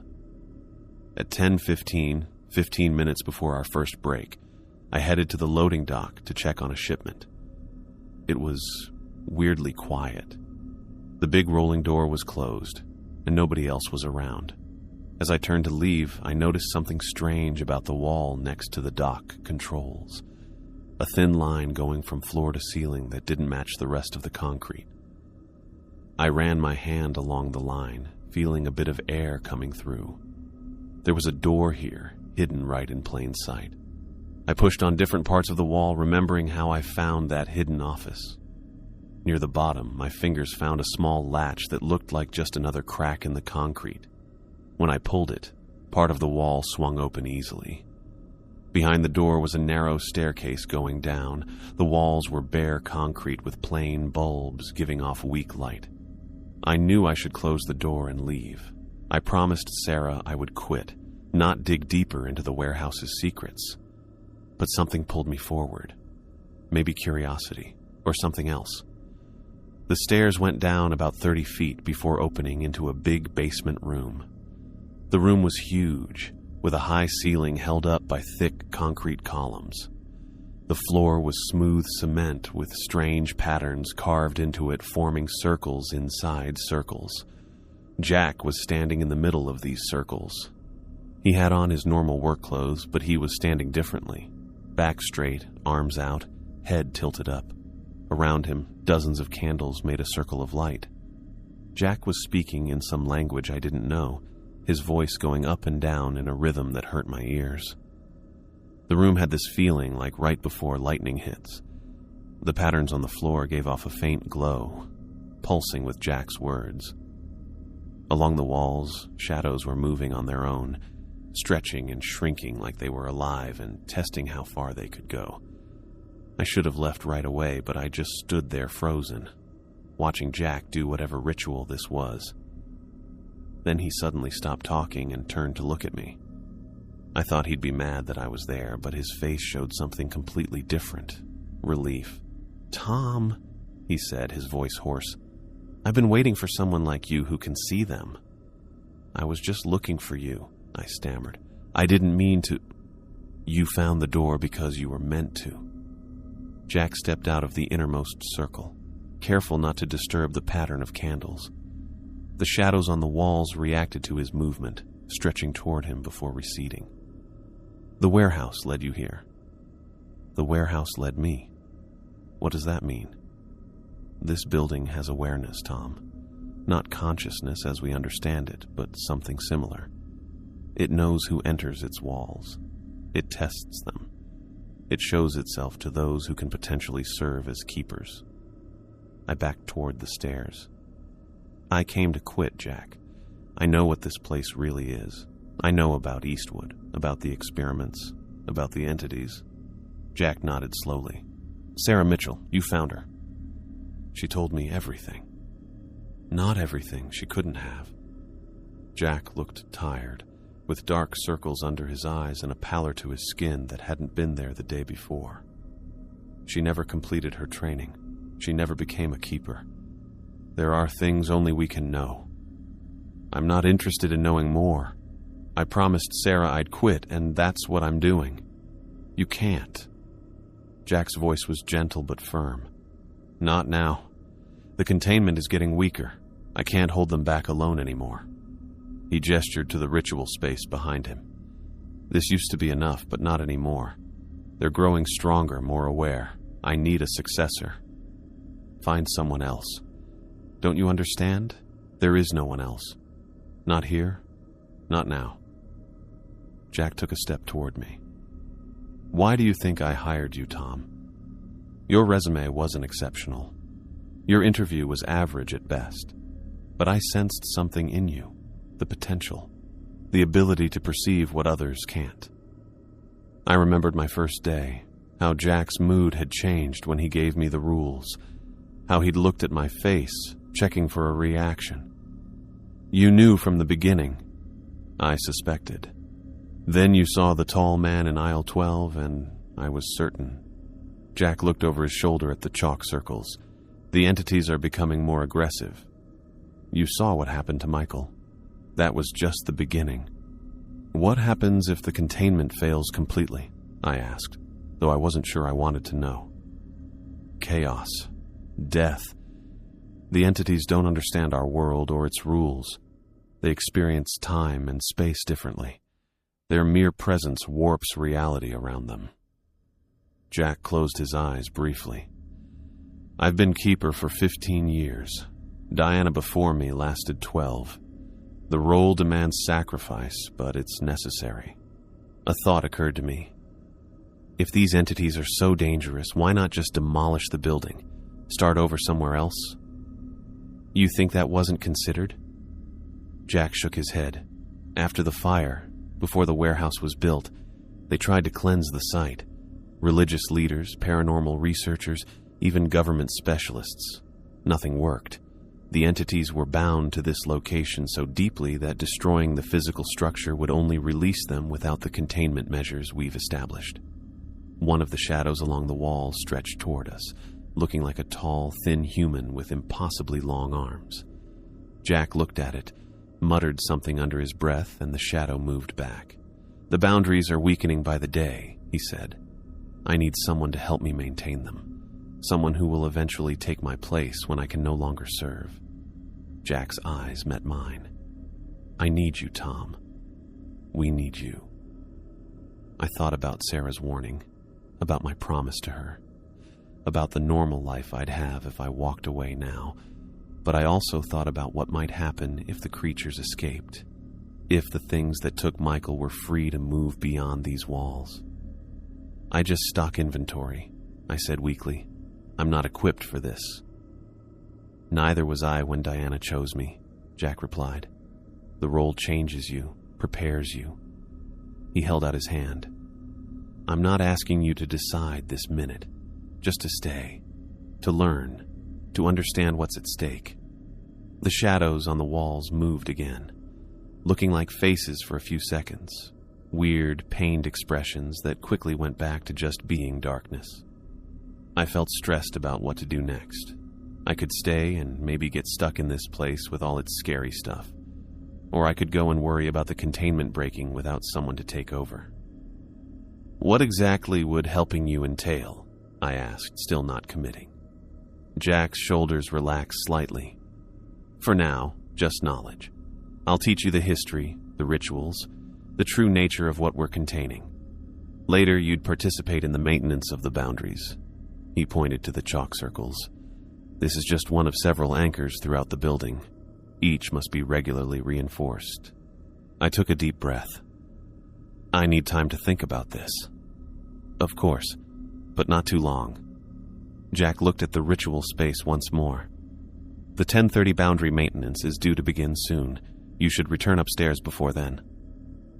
As I turned to leave, Jack added, "Tom, whatever you decide, do not tell the other employees what you've seen here. Knowledge." 2 nights after my encounter with Jack in the basement, I pulled into the warehouse parking lot for my evening shift. Something felt off right away. The building was dark against the night sky, not a single light on in any window. The usual outside lights were off, with only the dim parking lot lights showing anything. I checked my watch, 8:17 p.m. I wasn't early or late. The warehouse should have been busy with the evening shift by now. As I got out of my car, Jack came out from the shadows near the employee entrance. He stood there waiting, his face looking super pale in the weak parking lot lights. He looked stiff and nervous instead of his usual confident self. "It's happening," he said as I approached. No greeting, no explanation. Just those two words that sent a chill through me. "What's happening?" I asked, though I already knew the answer. "The containment. It's failing faster than I anticipated." Jack pulled a key card from his pocket. "We need to go inside." I looked at the dark building, remembering Rule 9. Never enter the warehouse floor during a power outage. "The power's out." "This isn't a regular outage." Jack swiped his card at the reader. The door clicked open despite the lack of electricity. "They're testing the boundaries. Come with me, now." Every instinct told me to get back in my car and drive away, to keep the promise I'd made to Sarah Mitchell. But I followed Jack into the darkness, letting the heavy door swing shut behind us. Inside, the temperature dropped at least 20 degrees. My breath clouded in front of my face as Jack switched on a flashlight, breaking another of the warehouse rules. The light showed the empty reception area as we walked in. "The night shift?" I asked. "I sent everyone home when it started." Jack moved toward the hallway leading to the warehouse floor. Said it was an electrical issue that needed repair. As we entered the main warehouse, the flashlight beam caught something moving across the wall to our right. A shadow moving sideways, even though nothing was there to make it. Another shadow moved across the floor, went through a support column, and kept going on the other side. "They're becoming more active," Jack said, his voice tight. "More independent." I watched the shadows move around, testing boundaries, stretching into shapes that looked almost like people before fading away. "What changed? You said this was happening faster than you expected." Jack pointed his flashlight toward aisle 12, where I'd first seen the tall figure. "It's been building for months, years really, but there was a surge tonight." He looked at me. "I think they sense a potential change, a new keeper." We walked through the warehouse floor, Jack's flashlight lighting our way. I noticed it got colder as we passed certain areas. Near the east wing, my ears popped like the air pressure had suddenly changed. A soft whispering sound seemed to follow us, too quiet to make out any words. Jack led me to the hidden door by the loading dock. It opened when he touched it, showing the stairs going down into the dark. "The ritual space looks different," Jack warned as we started down the stairs. "It adapts to what's needed." The basement looked different since I'd last seen it. The single ritual circle had grown into 3 rings that covered most of the floor. Candles burned at certain points along each circle, making the room even colder than it already was.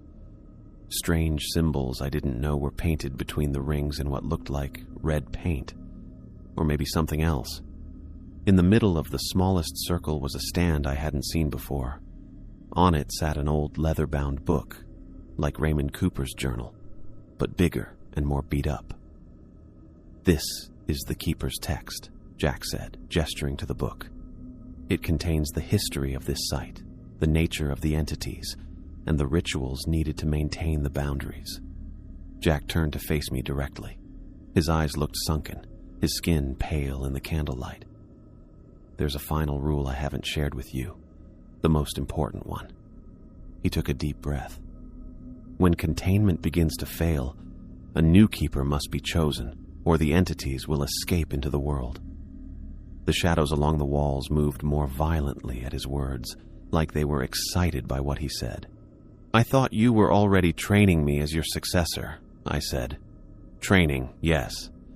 But the actual transfer requires a specific moment, when the barriers are thin enough for the connection to be established, but not so thin that everything breaks through." Jack gestured around us. "That moment is now."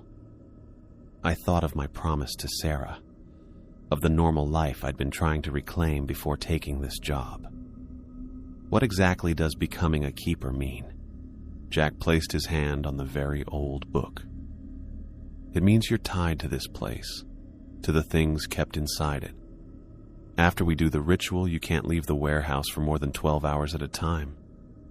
If you stay away longer, it starts to hurt, and it gets worse the longer you're gone. Plus, the stuff inside gets harder to keep locked up. 12 hours. I stepped back. That's not a job, Jack. That's a prison sentence. Yes, his voice was quiet but firm. That's exactly what it is. A voluntary imprisonment to prevent something far worse. The whispers from the shadows grew louder, almost understandable now. The temperature dropped further, my fingers growing numb with cold. And if I refuse? I asked. Jack looked at the writhing shadows. Then the containment fails completely. The entities escape, and what happens next? He closed his eyes briefly. I've seen the records of other sites where containment failed. Oakville, Washington, in 1994. Entire town affected by what they thought was mysterious black rain. Actually an entity similar to those here, but airborne. Hundreds hospitalized. Dozens never recovered mentally. He turned a page in the very old book. Pripyat, Ukraine. The official story was a nuclear accident, but the initial incident was containment failure at a facility similar to this one. The radiation was real, a side effect of the entities interacting with the physical world on that scale. Jack looked up at me. Toledo, 2001. An abandoned hospital that housed 3 entities from a project similar to Eastwood. Containment failed when the last keeper died without a successor. The entities escaped into a 10-block radius. Official reports called it mass hysteria, possibly caused by contaminated water. 47 people killed themselves within a week. 17 more committed violent acts against others with no prior history of aggression. I felt sick. You're saying these things could cause disasters that large? Potentially worse. Jack's voice was steady. The Eastwood entities are more numerous and more powerful than most other containment sites. They've been here longer, feeding off each other's energy, growing in the darkness. The shadows looked darker around us now, with shapes that kind of looked like faces.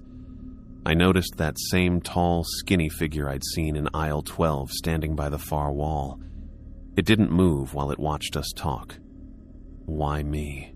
I asked, my voice barely above a whisper. Out of everyone who's worked here, why choose me? Because you can see them clearly, because you understand the danger they pose, because despite your fear, you came back after witnessing what happened to Michael. Jack stepped closer. And because they recognize you too, they've tested you, observed you. The tall one in particular seems curious about you. I looked where Jack was looking to see the tall shadow figure. Like it knew we were watching, it moved its blank head a little. This has to be voluntary, Jack continued. The ritual doesn't work otherwise. The connection won't form properly unless you accept it willingly. I closed my eyes, trying to think through my options. I could walk away right now, get in my car, drive home, never return. But what would happen to the people in Newark if the containment failed? What bad things could happen if these things escaped into a city full of people? How long? I asked. How long would I be bound to this place? Until you find your own successor. It could be years, decades even. Jack's shoulders slumped slightly. Diana held the position for 12 years before finding me. I've been keeper for 15. And what happens to you if I accept? I'll be free of the connection, free to leave. Jack gave a tired smile. Though after so long, I'm not sure I remember how to live a normal life anymore. The whispers from the shadows got louder, more pushy. The tall person took a step toward us, moving smoothly. They're growing impatient, Jack warned. The decision needs to be made soon. I thought of Sarah Mitchell, who had gotten away from being picked as a keeper. She warned me to quit before it was too late. I promised her I would walk away, But that was before I knew what was really at stake, how dangerous it would be if the containment broke down. I thought of Emily, of Luis, of all the warehouse employees who had no idea what was under their feet, of the people living in the neighborhoods around the warehouse, of Michael, who died because he didn't believe. What do I need to do? I asked finally. Relief washed over Jack's face. Step into the innermost circle. Place your hands on the book. I'll perform the ritual that transfers the connection from me to you. I approached the chalk circles hesitantly. The candles blinked as I stepped over the outermost line, their flames bending away as if from a strong wind. The air got even colder within the circles, my breath clouding heavily in front of me. As I crossed the second line, the whispers suddenly stopped. The shadows along the walls went still, all of them seeming to watch intently. The tall figure had moved closer, now standing just at the edge of the ritual space. I paused at the edge of the innermost circle. This was my last chance to turn back, to keep my promise to Sarah, to have any semblance of a normal life. What exactly will I feel when the connection forms? I asked, stalling. Pain, initially, Jack said honestly, then awareness. You'll sense each entity individually, know where they are, what they're doing, feel when they test the boundaries. The warehouse itself will become an extension of your consciousness in a way that's difficult to explain. I took a deep breath and stepped into the innermost circle. The very old book lay open on the pedestal before me, its pages covered in text I couldn't read and diagrams that hurt my eyes to look at directly. I placed my hands on the open pages as Jack had instructed. Jack began speaking in the same language I'd heard him use during my previous visit to the ritual space. The words made it hard to breathe. The candles around us flared higher, their light getting stronger without providing any warmth.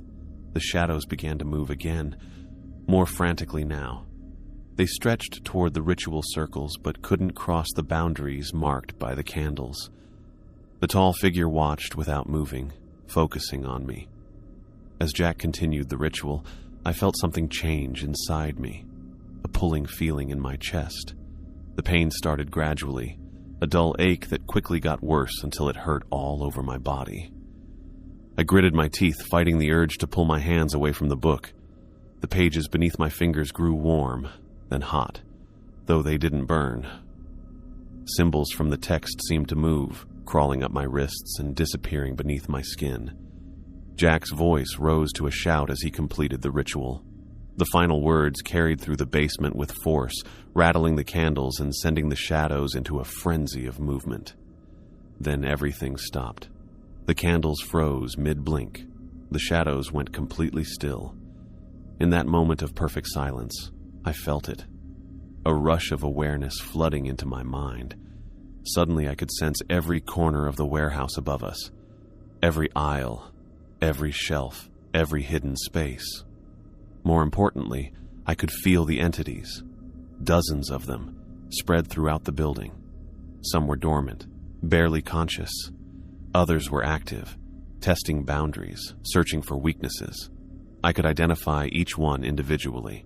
The tall one that had watched me in aisle 12, the whisperer that mimicked voices I knew, the cold spot in the east wing that drained energy from anything nearby.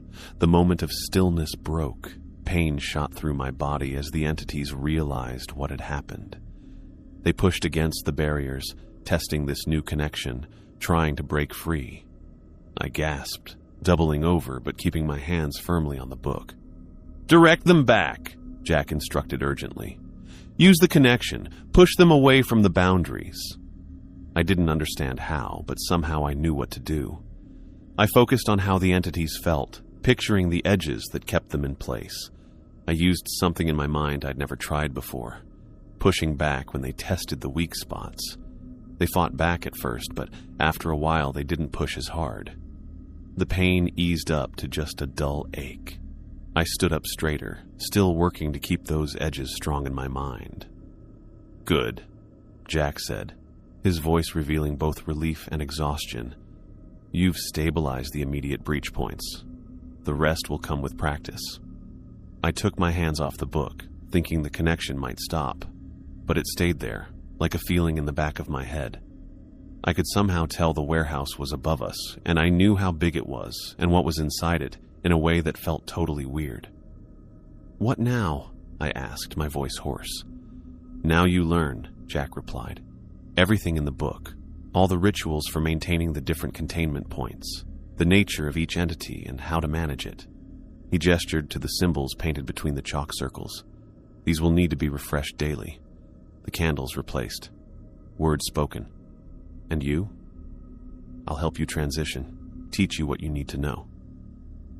Jack's posture had already changed, the rigidity gone from his shoulders, his breathing easier. I can feel the connection fading from me. It's strange. Like losing a sense I've had for so long, I forgot it wasn't natural. As we left the ritual space and climbed back to the main floor, I noticed the warehouse differently now. The shadows that looked so scary before now seemed almost like I knew them. I could tell where they started and stopped.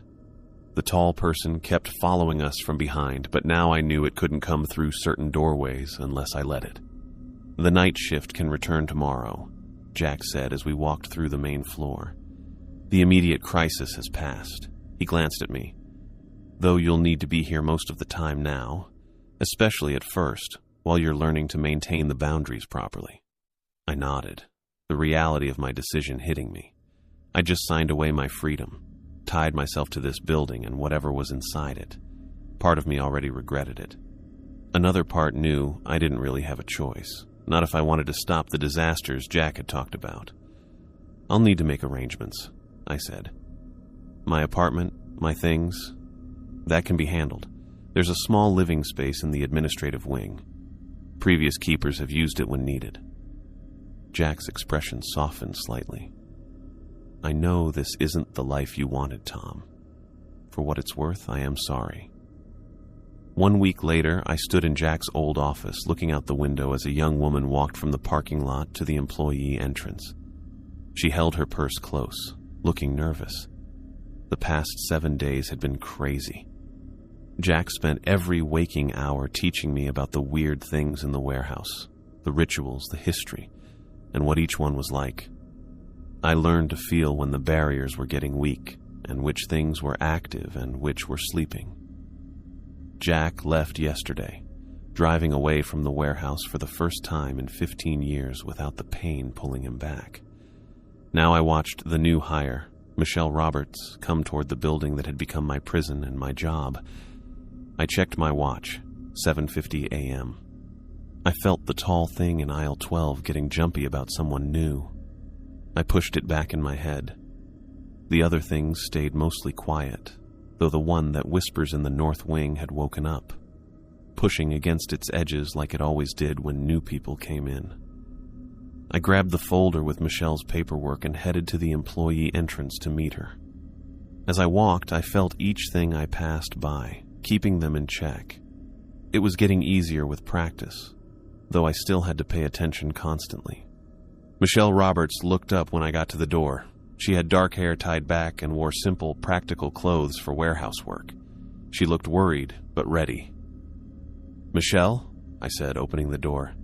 "I'm Thomas Wright, the warehouse manager. Welcome to your first day."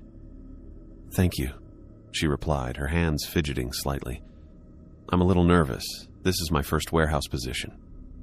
"Don't worry, we'll get you trained properly." I led her toward what had been Jack's office, now mine. "We'll start with some paperwork, then I'll show you around." She completed the forms while I explained the basic stuff: inventory management, shipping rules, break schedules, all the normal parts of warehouse work that covered up what really happened here. After she finished the paperwork, I took her on the same tour Jack had given me. The break room, the locker area, the main warehouse floor with its tall metal shelving and yellow-lined concrete paths. Throughout the tour, I felt the entity's attention moving, following us as we walked through their territory. I kept the boundaries in check with part of my mind while talking with Michelle. When we returned to the office, I pulled out the typed sheet titled Warehouse Rules and placed it on the desk between us. As Jack had done with me, I let my smile fade, my face getting serious. These are mandatory procedures, Michelle, not suggestions. She took the paper, her eyes looking over the list of rules. I watched her reactions carefully, trying to see if she could spot the entities like I could. Most employees would find the rules strange, but accept them as odd corporate policies. Those who could actually see would react differently. As Michelle read about not acknowledging the tall person in the shadows, her eyes got a little wider. When she reached the rule about never responding,